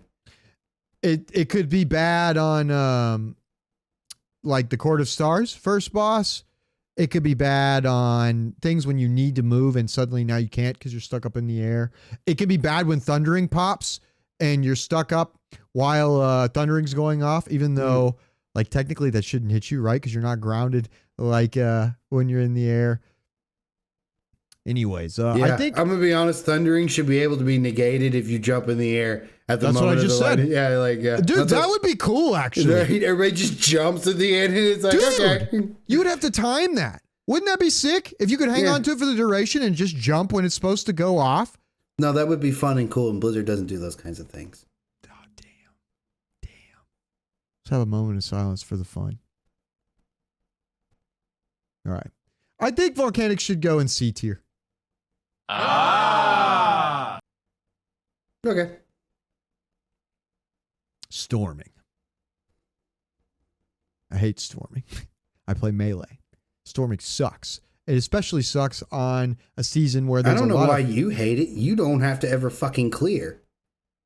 Storming? Oh, storming. My bad. I meant thundering. I was like, you don't clear on thundering. I do when I can. Compared to the amount that you actually, everyone else has to clear. Which is the reason that I was just complaining about storming. You end up most of the time with the thundering. Then Dragonflight Season 1, when I can help it, I absolutely try not to because that damage buff should be on a DPS player if you can help it. The problem is, and it factors into why storming sucks, just to read storming to you.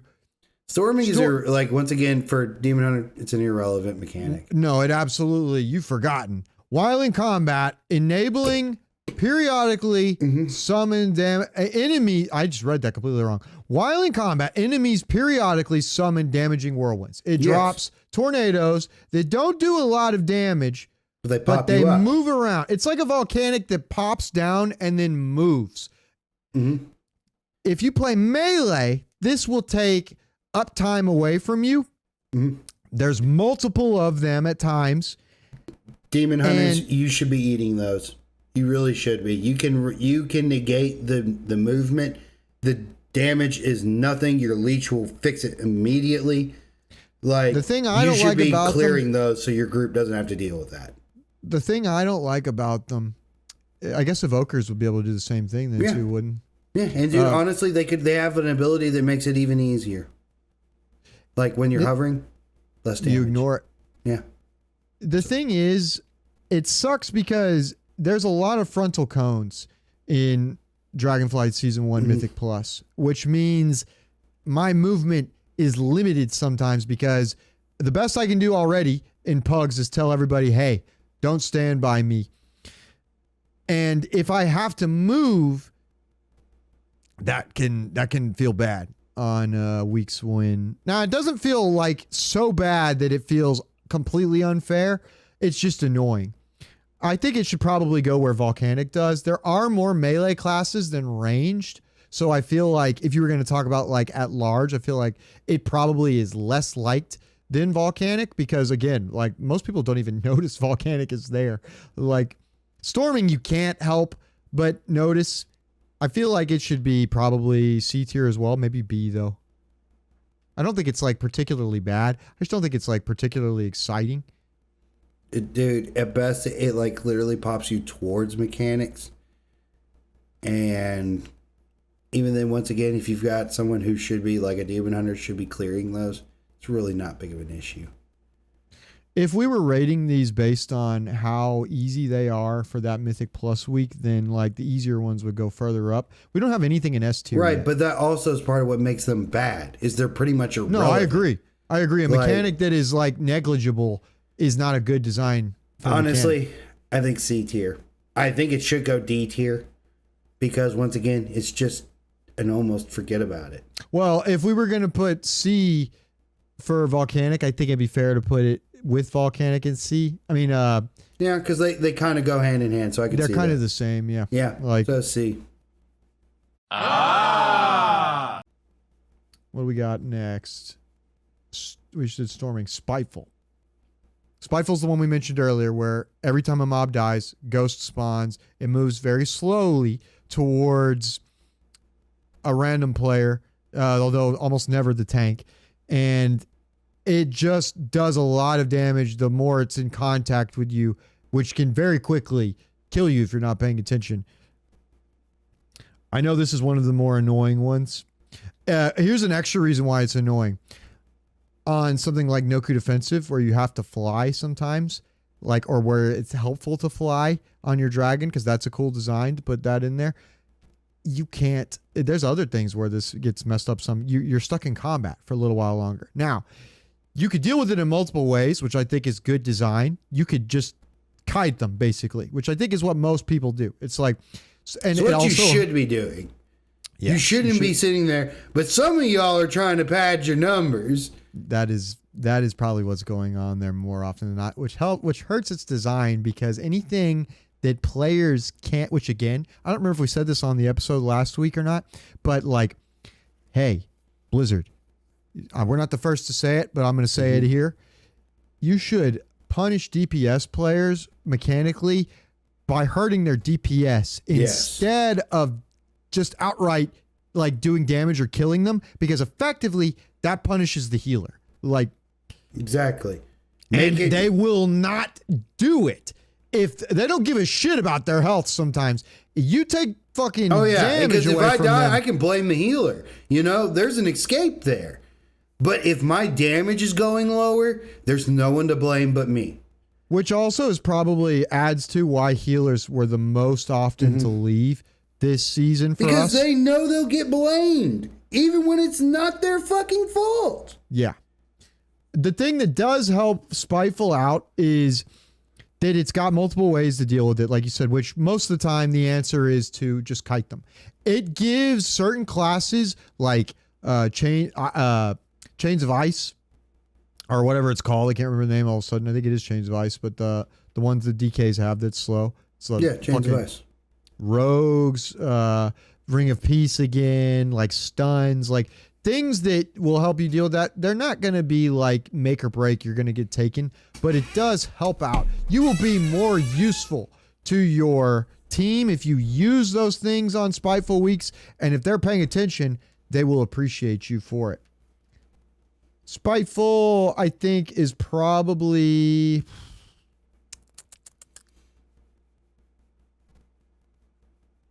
I would say either maybe like D or B tier. What do you think? No, dude, it's a D tier. It's D? It's D. It's just because it sucks? Yeah, I mean, it's just like it's... You don't think it's... Well, you think it's bad design. I just don't like... So it kills itself. You give it enough time and it goes away. It literally, all it does is just push me out of the fight. It baits people that don't know what to do into either attacking it for no reason or, like you said, padding their numbers. Yeah. Which, once again, why are you padding your numbers? No one's looking at logs. Like, well, and you're giving them the option. Well, because they're looking at those fucking, details. Basically. Well, look, if you're tracking your own personal growth, then why are you cheating on your own person? Yeah, exactly. That's a good point. Are you going to fool you? Like... Some people, maybe. I'll never see it coming. Okay, so you want to put it in D tier? I just don't think like it's a good it doesn't add fun. It doesn't make me change my gameplay. It's literally just, hey, you get out of the group for a second. Yeah, we're setting up mechanic. For nothing. That's all it is. Timeout. I hate timeout mechanics.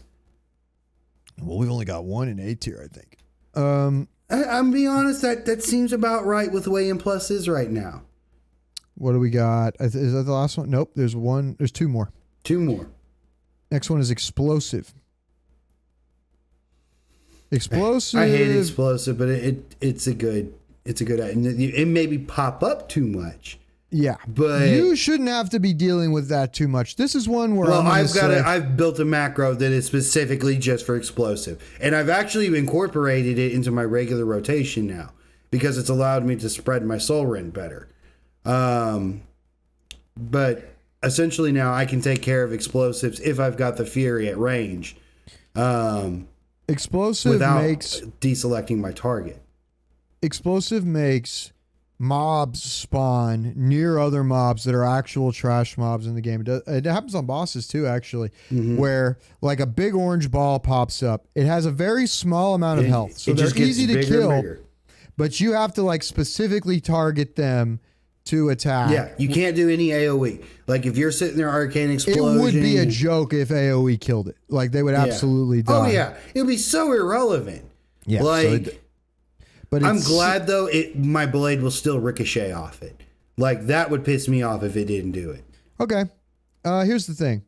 This was awesome. The other day I played with a fucking Chad priest that I don't remember what it was that prompted the question him to say that. No, I asked him. I said, "Hey, you cool with some bigger pulls here?" We were getting to a part in the Azure Vault where I was like, "Hey, I'm about to do a double." And he's like, "Yeah, you just got to help me with explosives," which I was doing. But the reason I'm saying he was a Chad is because this motherfucker acted like explosive was completely his problem to deal with. And I'm like, yeah, impressive on a healer, right? My point though is that like if you can help it as the tank and the healer, because those mobs are so little damage, you should let the DPS do what they need to do and kill the actual mobs. And you should kill as many of those as you can for them. I think even though because I hate explosive at times. That last week with explosive bolstering, was it? Or explosive bursting? Yeah, that sucked. That was a harder week. But I think that probably if we've only got bursting in the A tier, which is funny enough to say because those were both together in that week, which sucked. I think explosive is probably like A tier design wise. It's not impossible to deal with. Now it did have to be hot fixed on certain bosses because I think we need to put it in B tier because one, it still shows up a lot. And it shows up so much that they had to turn it off on some fights because it would be, I didn't get to see it personally. Mechanically, it struggles more, but it is a good affix in itself. Yeah, I think B tier would be fine. I would say because it changes, it forces me to change the way I play a little bit. It actually made my playing a little bit better. Supposed to do. I would say it does what an affix should be doing. It forces me to make an adjustment. The health not is just small a enough. Step to the left or step to the right. The health is small enough on them that it doesn't feel like it would suck if they had like a significant enough amount of health that if you like it also forces you to change how you pull. They have a timer on them, and when it gets to the end of its timer and the thing gets bigger as its timer goes up, it blows up. It does damage to the whole group. So you basically can't miss any of them on certain like this last week that I'm talking about here was a bursting.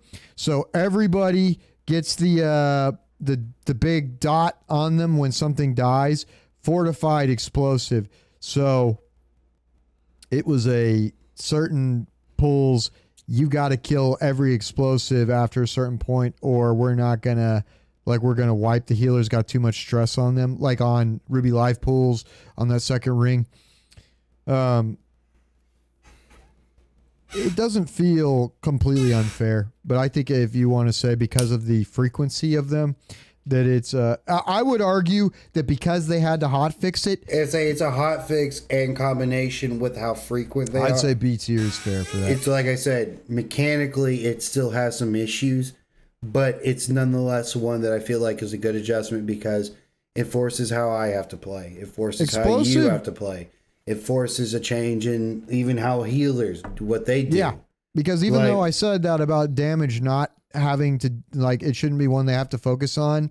There's absolutely certain pools in these dungeons. Yeah, that they gotta have help to do it. Yeah, and some people don't like. Yeah, so like one in particular rogue I can think of, but anyways, these are the things that like stack up and add up on why people give DPS players a hard time sometimes. But which is the only shithead rogue we've ran with this so far. Yeah, most of the most rogues have been super chill. As frequent as rogues are taken in keys, like I'm surprised we didn't run into more. Exactly. But you know what? This is what I thought about the other day, thinking about that specifically, because we have you in the group. Like our two other damage dealers usually needs to bring either B-Res or Lust. Like so, if we didn't have a Demon Hunter, we probably would take more rogues. Yeah, I think B tier is fair for explosive. The other explosive. Apparently, people struggle with toxic demon hunters. Like, once again, we don't see that because I'm the demon hunter. But, and let's just be honest, I'm just not an asshole. Well, the other one too is Windwalker. I think these like melee classes that blast, like, I think they probably get a little bit of a bad rep because they blast, and people think, oh, that's easy, and this person must be. But a lot of that also attracts the shit players that wouldn't be able to do good DPS. I'm not saying you're a shit player if you play one of those classes. I'm saying that there are going to be players that play that are class. They're bad and they want to top the charts, so they're going to take what they see as an easier class, quote unquote, which is whatever the flavor of the month is. Which is a lot of the time Demon Hunter, Rogue, Windwalker, like ran with a freaking Vengeance Demon Hunter today and a +2. That dude was an asshole. Yeah, I could see that. God, he was a fucking asshole. No offense. I played a lot of Vengeance Demon Hunter and Shadow. Dude, I just threatened to leave. I was like, look, the only way you're getting through this is with me because they're new at this. They're trying to learn. They're doing their best. Don't be a dick to them. You know, you're overgeared for this. I'm overgeared for this.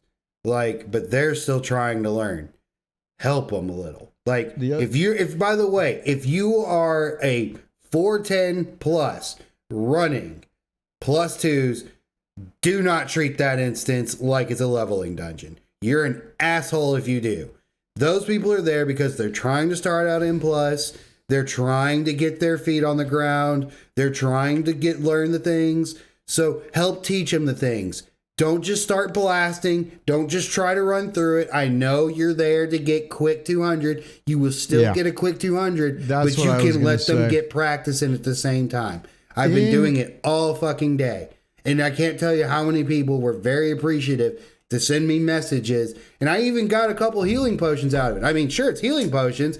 You know, you buy them stack of 200 for like, they're coppers. Like, but it's that recognition of people saying like, hey, you know, thanks for not being a shithead. You know, it's not hard. Back to something that I said last week in concert with something that you said previously. When we were talking about what you said when we were talking about fixing M+, and you were like, which I thought was a very astute way to say it, was that you need to fix the reason that people leave and not just punish them for leaving. Exactly. The reason that people do the content a lot of the times in games in general nowadays, like not just in World of Warcraft, is it's so reward focused. Because back in the day, I know we're boomers for saying that, but like we used to play the game for just because it was fun. Like, right. And now like people do the content because they just want whatever they get out of it. And if you can't incentivize the player to play any better than that, like you're going to have a toxic play base because people are they're going to shit on the player that doesn't know what to do in a +2. Do you hear how ridiculous that sounds? Can you imagine shitting on someone for not knowing what to do? No, I can't imagine that. Like, that is literally the lowest level that you can do at a key. Like, you know, if you're just there, okay, think about this. I completely understand the reasoning behind doing a +2 to grind out Valor, but are you really, who should be being shat on in the instance where a player that knows what to do and is lowering themselves, quote, to playing a +2 to get easy Valor? If anybody should be shot on there, it should not be the player that legitimately is doing the appropriate level content to learn. It's the guy who could be playing in the NFL and decided to play Pee-wee.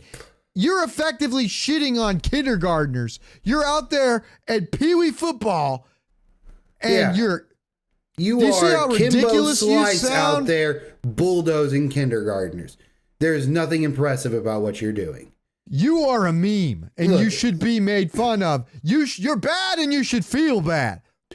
And let me put you like just a little bit of explanation why we take these kind of particular views with it. And this is going to be, once again, you might be just saying, okay, boomer. But if that bothers you, remember, you can just leave. If you're someone like us who were playing back in the days of like 2004, pre-BC, you know, when everything's getting started out, and I'm talking about like we're in the days where KOTWs don't exist yet for a mount. Like we're talking about early days. So like, and really, well, it's a little bit past KOTW. Do you remember the days when you were going in, like getting a group together for like Shadowfang Keep, Razorfang Crawl, or really the big one for a lot of us, especially for a lot of us on that side? You remember your first real intro to the game that made you fall in love, and that would be the Dead Mines. The Dead Mines was that instance that first, like, it grabbed you. Like, do you remember those days when you were sitting there? It was a fun thing to do. You got 5 people together. You're going through the dungeon. If something bad happened, y'all had a discussion of what to do to get past it. Like, and that is the reason why. Don't remember that? We're not talking to you. We're talking to the old guys that are shitting on people that exactly. We're talking to you old salts who should know better. You forgot. You have forgotten where you came from. Because you were that guy at one time. You didn't know what to do. I can remember a place back in the old Scarlet Monastery when it was something as simple as Blades of Light. It was like, hey, when this happens, we've all got to be out of there because the range on that thing is just ridiculous. You got to be up the staircase. What I'm getting at is the reason why we love M Plus so much is because this is a chance for you to get that dungeon feel, and you're doing in content. Like, you're not just like... That's why we got into retail WoW again. Yeah, because it's one of those deals where it's like you're not spending all your time getting ready for raiding, or you're not banging your head against the wall for Grand Marshal or High Warlord. You know, it was doing the thing that you really like doing during leveling, which was doing dungeons, doing quests and dungeons were fun. So M Plus, in theory, is like the greatest thing ever because it's doing that thing that made you fall in love with the game in the first place, and you get to do it at in content that puts you on the level with all those other guys that act like they're above you because they have a guild or whatever. Like, you forgot where you came from. Exactly. This is a place where a lot of people who would not get to see in content would not get to be on the high end of the scale. And listen, know, because I've been on all 3 sides. I've been in the Mythic rating. I've been in the Gladiator, and I've also done about to be Mythic Keystone Hero for the first time. Like, I haven't done know Hero. It's tough out there. I know you're probably working a job you don't like. Maybe you're losing your hair. Yeah. Maybe somebody in your life is giving you a hard time. Maybe something outside of the game is affecting you to where now it's affecting you in the game. Yeah. But like I get it. I come from a customer service position. Like, it's a situation. There are some days and I do take it out on some people in the game sometimes. Sometimes I get in my PvP gear and I just go out, knock someone out of the air, and just start killing. Hey, sometimes man, get it. But hey, that's on you for playing on war mode. Like, you turn on war mode plus and shit on don't go players go that don't know what they're doing. Yeah, go duke it out with somebody who's ready to duke it out with you. You know, one of my greatest stress relievers is just a good old random battlegrounds. Get in there and get to it. Like, you know, the shit. Yeah, but don't take it out on the like you want to take it out on base. your friend group? By all means. Oh, yeah. Those are your friends. They'll put up with you for as long as they want to. you know? But your friends are also the person who'll tell you to shut the fuck up, you know? Like, they're not going to sit there and be like, just listen to you all day. Eventually, they're just going to be like, dude, you need to be quiet. Like, and if you do have one of those guys in your group, because we all got one, tell him to shut the fuck up. Yeah, just tell him to shut up.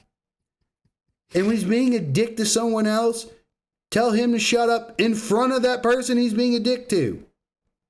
Yeah, don't do that to pugs. Like, yeah, don't. You're part of the problem at that point. Yeah, because if you're not willing today, let me tell you what I did today. One of the things I did today was I ran through a Halls of Valor where we still +3'd it, but I taught them all the little things they didn't know. Like just, hey, this is how you can LOS that aspirant's lunge down with the shield after. This is where you can essentially get count if you don't want to do the entire hallway, because we skipped. I was like, hey, no, skip that middle pack. Don't even worry about it. Don't worry about the pad either. Like, we ran through all of that. I showed him the bulls in the grizzly bear pool. You know, I showed the other night elf that he can cancel Fenrir's. I did all this and still +3 the dungeon. You can do it. You can be a helping hand and get your valor. And for God's sake, if somebody like makes a, like, I mean, like I said, it's different at different keys, but like if somebody makes a dumb, I watched a run last night on I even had time to show him the beer trick. The beer trick.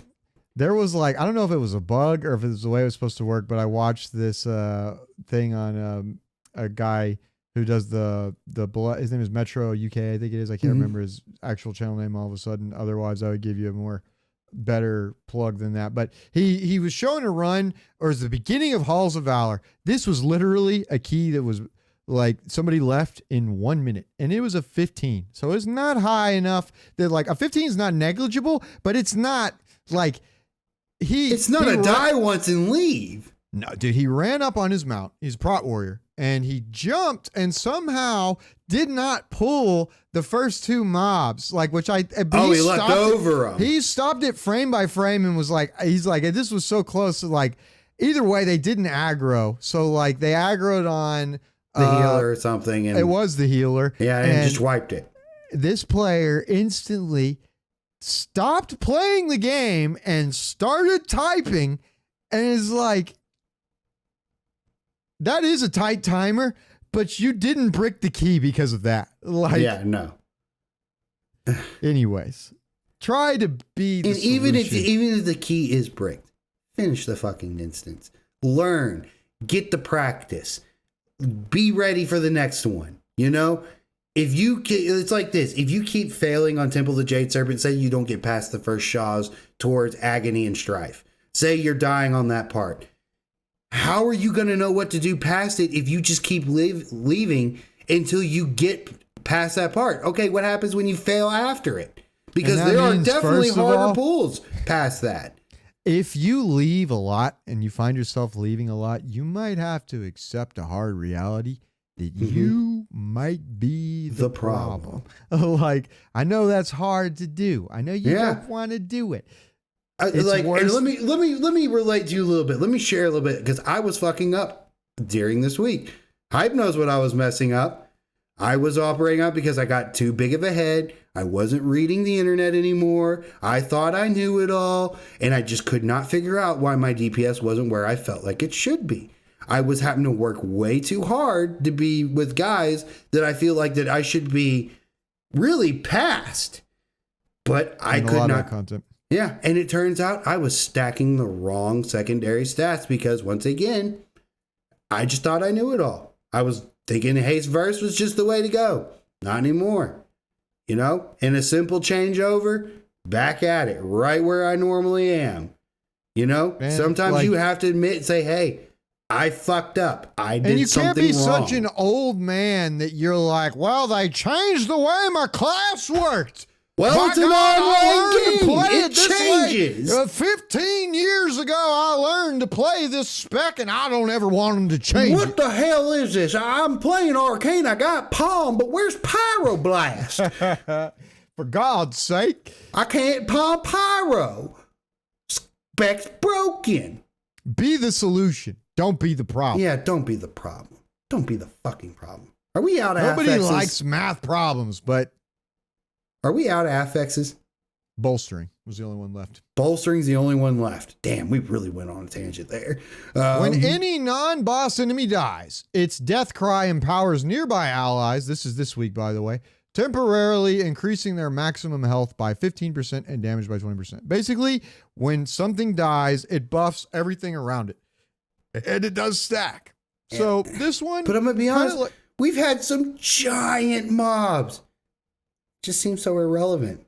Because they're usually almost dead at that point. Because I don't pull too much. I think this is the other A tier one. You think so? Yeah, I think it's like bursting in that it's like it changes. It's one of those where it's like, hey, I would have said C tier because it just doesn't really affect anything of what I do.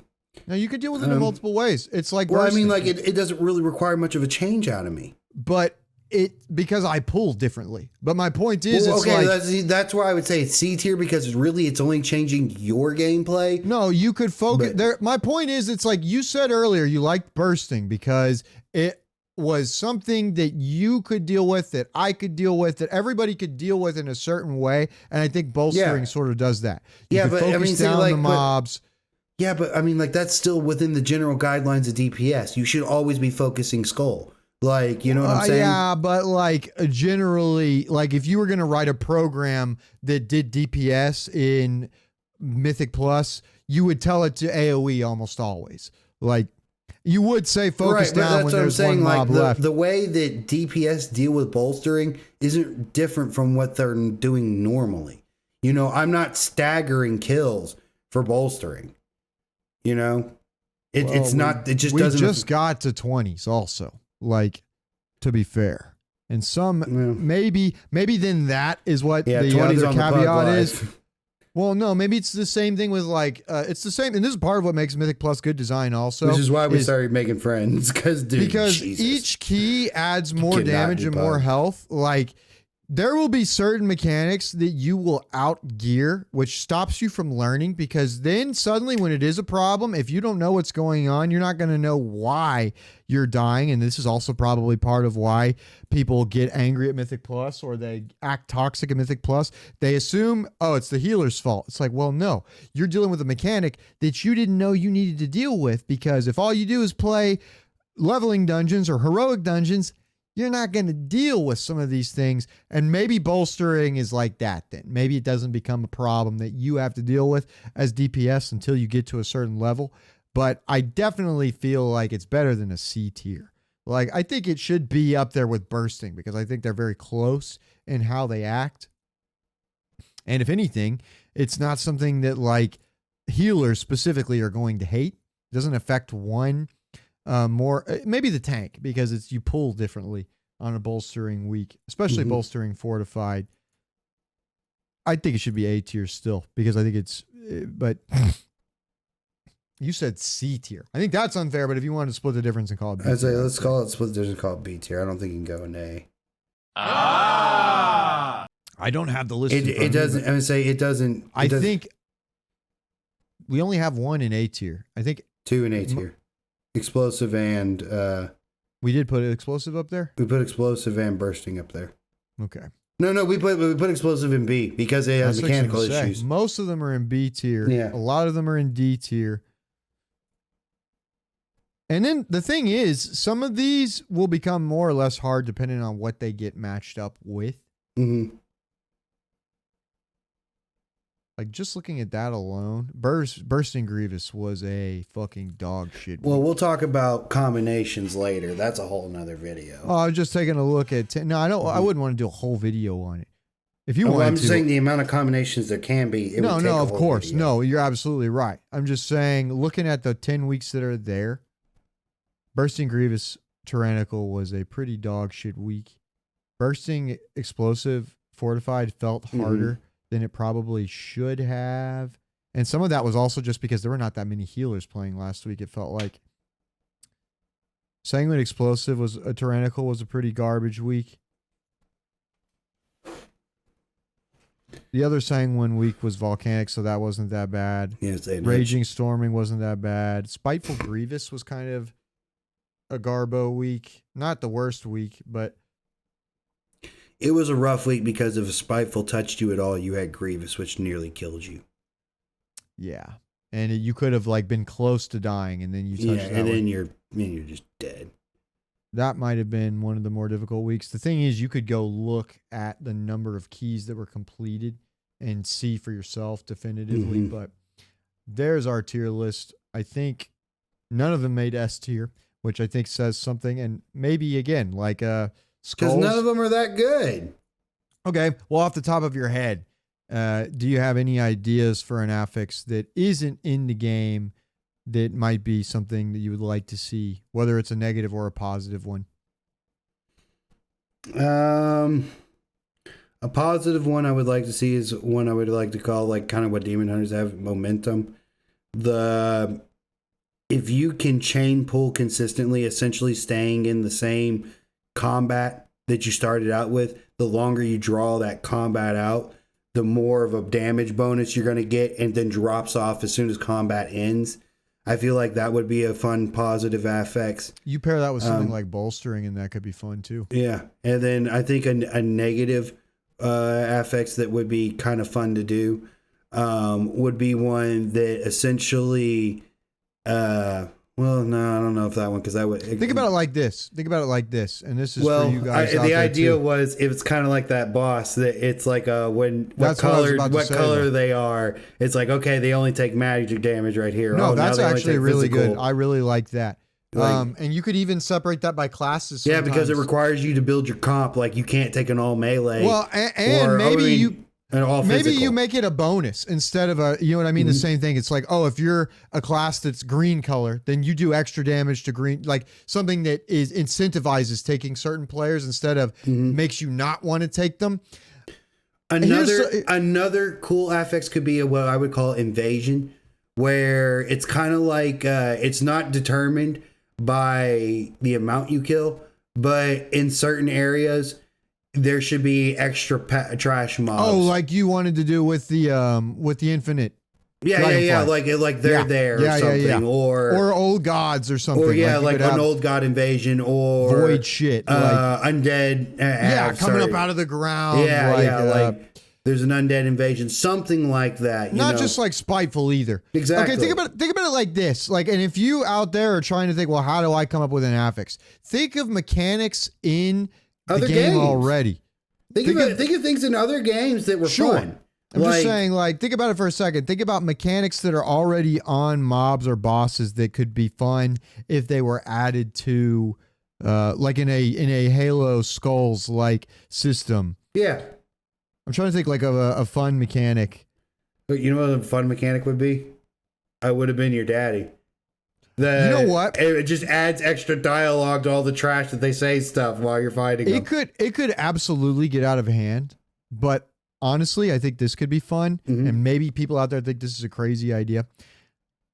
I think that Ner'zhul is one of the is a fun boss. It sucks at times, but what if there was like a wall of dead that just occasionally popped up? Like, no, fuck that. I'm mad about that. I figured some people might be. It could get out of hand. Dude, you know how hard Wall of Dead is for melee? You were that close to taking the purple every time. You could do it with a different punishment, but I just mean like something that occasionally pops up where you've got to like basically make a hole. Oh, kind of like what I was describing the other day. Where like maybe the Lich King pops up behind you.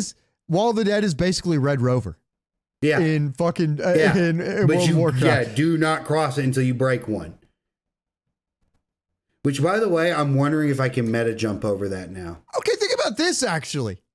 There's a mechanic that got added in Dragonflight that people fucking love. That you and I haven't done that much because we haven't raided, but we did it once or twice in the LFR when we were trying to use that for gear. I'm using that for They've added slidey floor mechanics now. Because of the you talking about the Arachnid boss? Cinerak or what? Yeah. The ice spider. Bro, Demon Hunters have already been dealing with that. Well, what I'm saying is like you could do like things that would be buffed by classes that can do like people could fucking effectively like drift around corners and stuff like with that, and you can like slingshot yourself because of the way that the web mechanic works. like when it pulls you in. Oh yeah, you could essentially speed boy. You could do some fun shit with that. Yeah. Like well, that's why I'm excited about the new handbrake system with the dragon riding. And also Blizzard, just think about that for 2 seconds. We don't just have to think about affixes in terms of punishing or which is what we have now. Or more difficult. It could be fun. They could be fun. You could add grunt birthday party. Like, you know what I mean? It would be so great. And Microsoft is going to own them, so you could totally just use it. Give us something that is like, hey, if you pull a fucking skill shot. Get rid of affixes. Actually, just make it skulls. Just make it mythic skulls. You know what? That's what they're going to do. Halo 4, Master Chief comes to Azeroth. He crashes on Azeroth. Well, here we go again. We need Kobold birthday party. You take the candle, you take the candle, and then avoid, like, you get, because, like, canonically. Oh, no, that's what happens. Kobold birthday party, someone gets a candle, and they want it back. They wear their candles because they are, like, warding off the void. There's that one cave in, I think it's Warlords, or, not Warlords, which Legion. is funny because they're part of the Curse of Flesh, so why would they be warding off the void?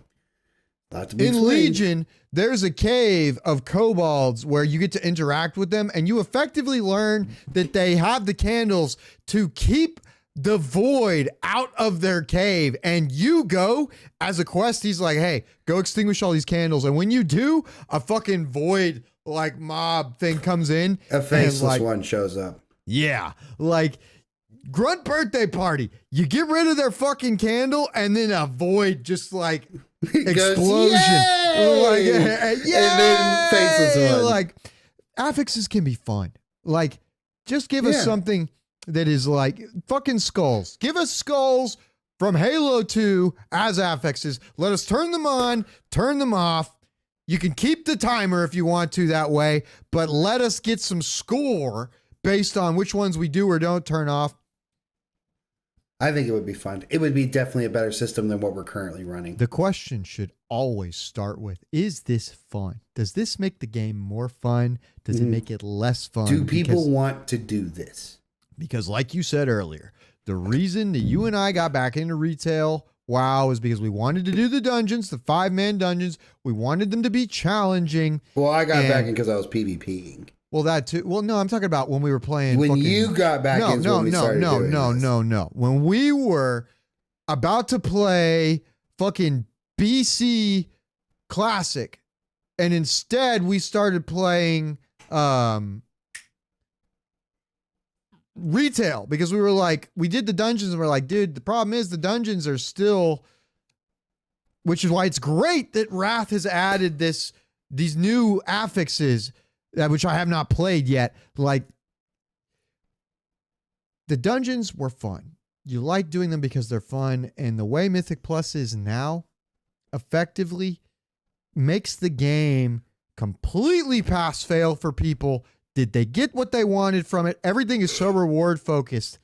Like, I know we're never going to get back to just making games fun again. I know, like, battle passes and, like, unlocking cosmetic rewards and games themselves being driven by wanting daily active users and wanting to effectively compete for your daily play. It's created an atmosphere where people that are old like us, like, we're like, man, games used to just be fun. Nowadays, and like the younger generations, they don't get affected by it as much. Well, that's because they didn't grow up with it. This is what they know. Maybe. And it's like, but the point is, it's like, if you just ask yourselves, and I know developers want to do that, I imagine, and sometimes it's just like, hey, you've got to put this in the game because they're like the people that are going to make the decisions are going to like effectively say, hey, if it doesn't drive revenue, then why are we spending our time getting you to work on it? But if it's fun, because it creates a cult fan base that will literally buy anything you throw out. Give us Grunt birthday party. Yeah, God damn it. We literally pay your bills. It's a conspiracy. God damn it. How is it? You know what it is?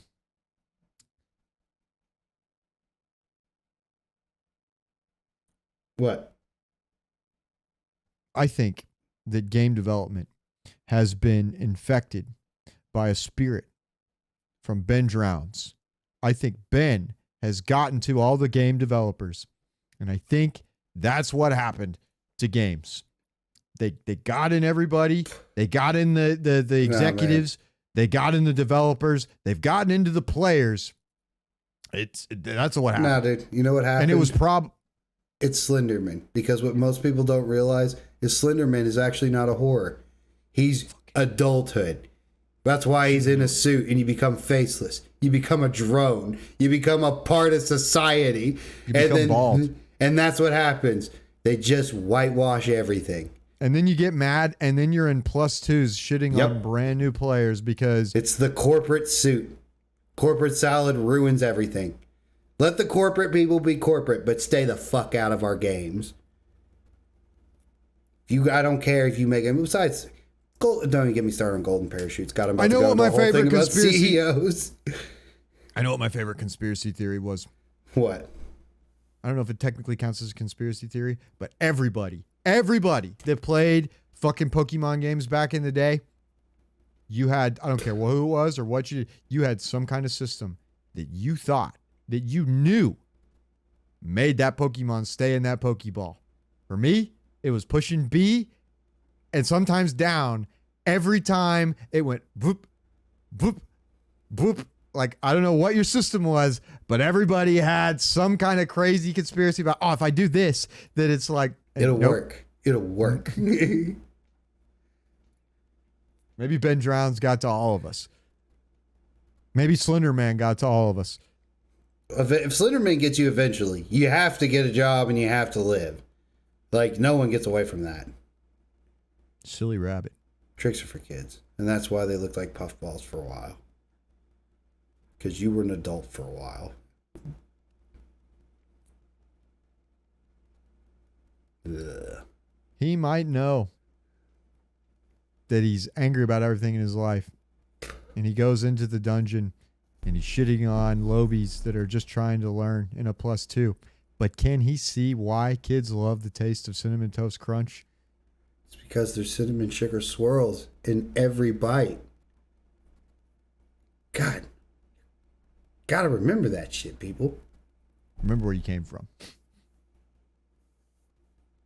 Stop it there. And if you can't remember where you came from, get a black light. You'll find it real quick. Yeah, definitely going to stop it there.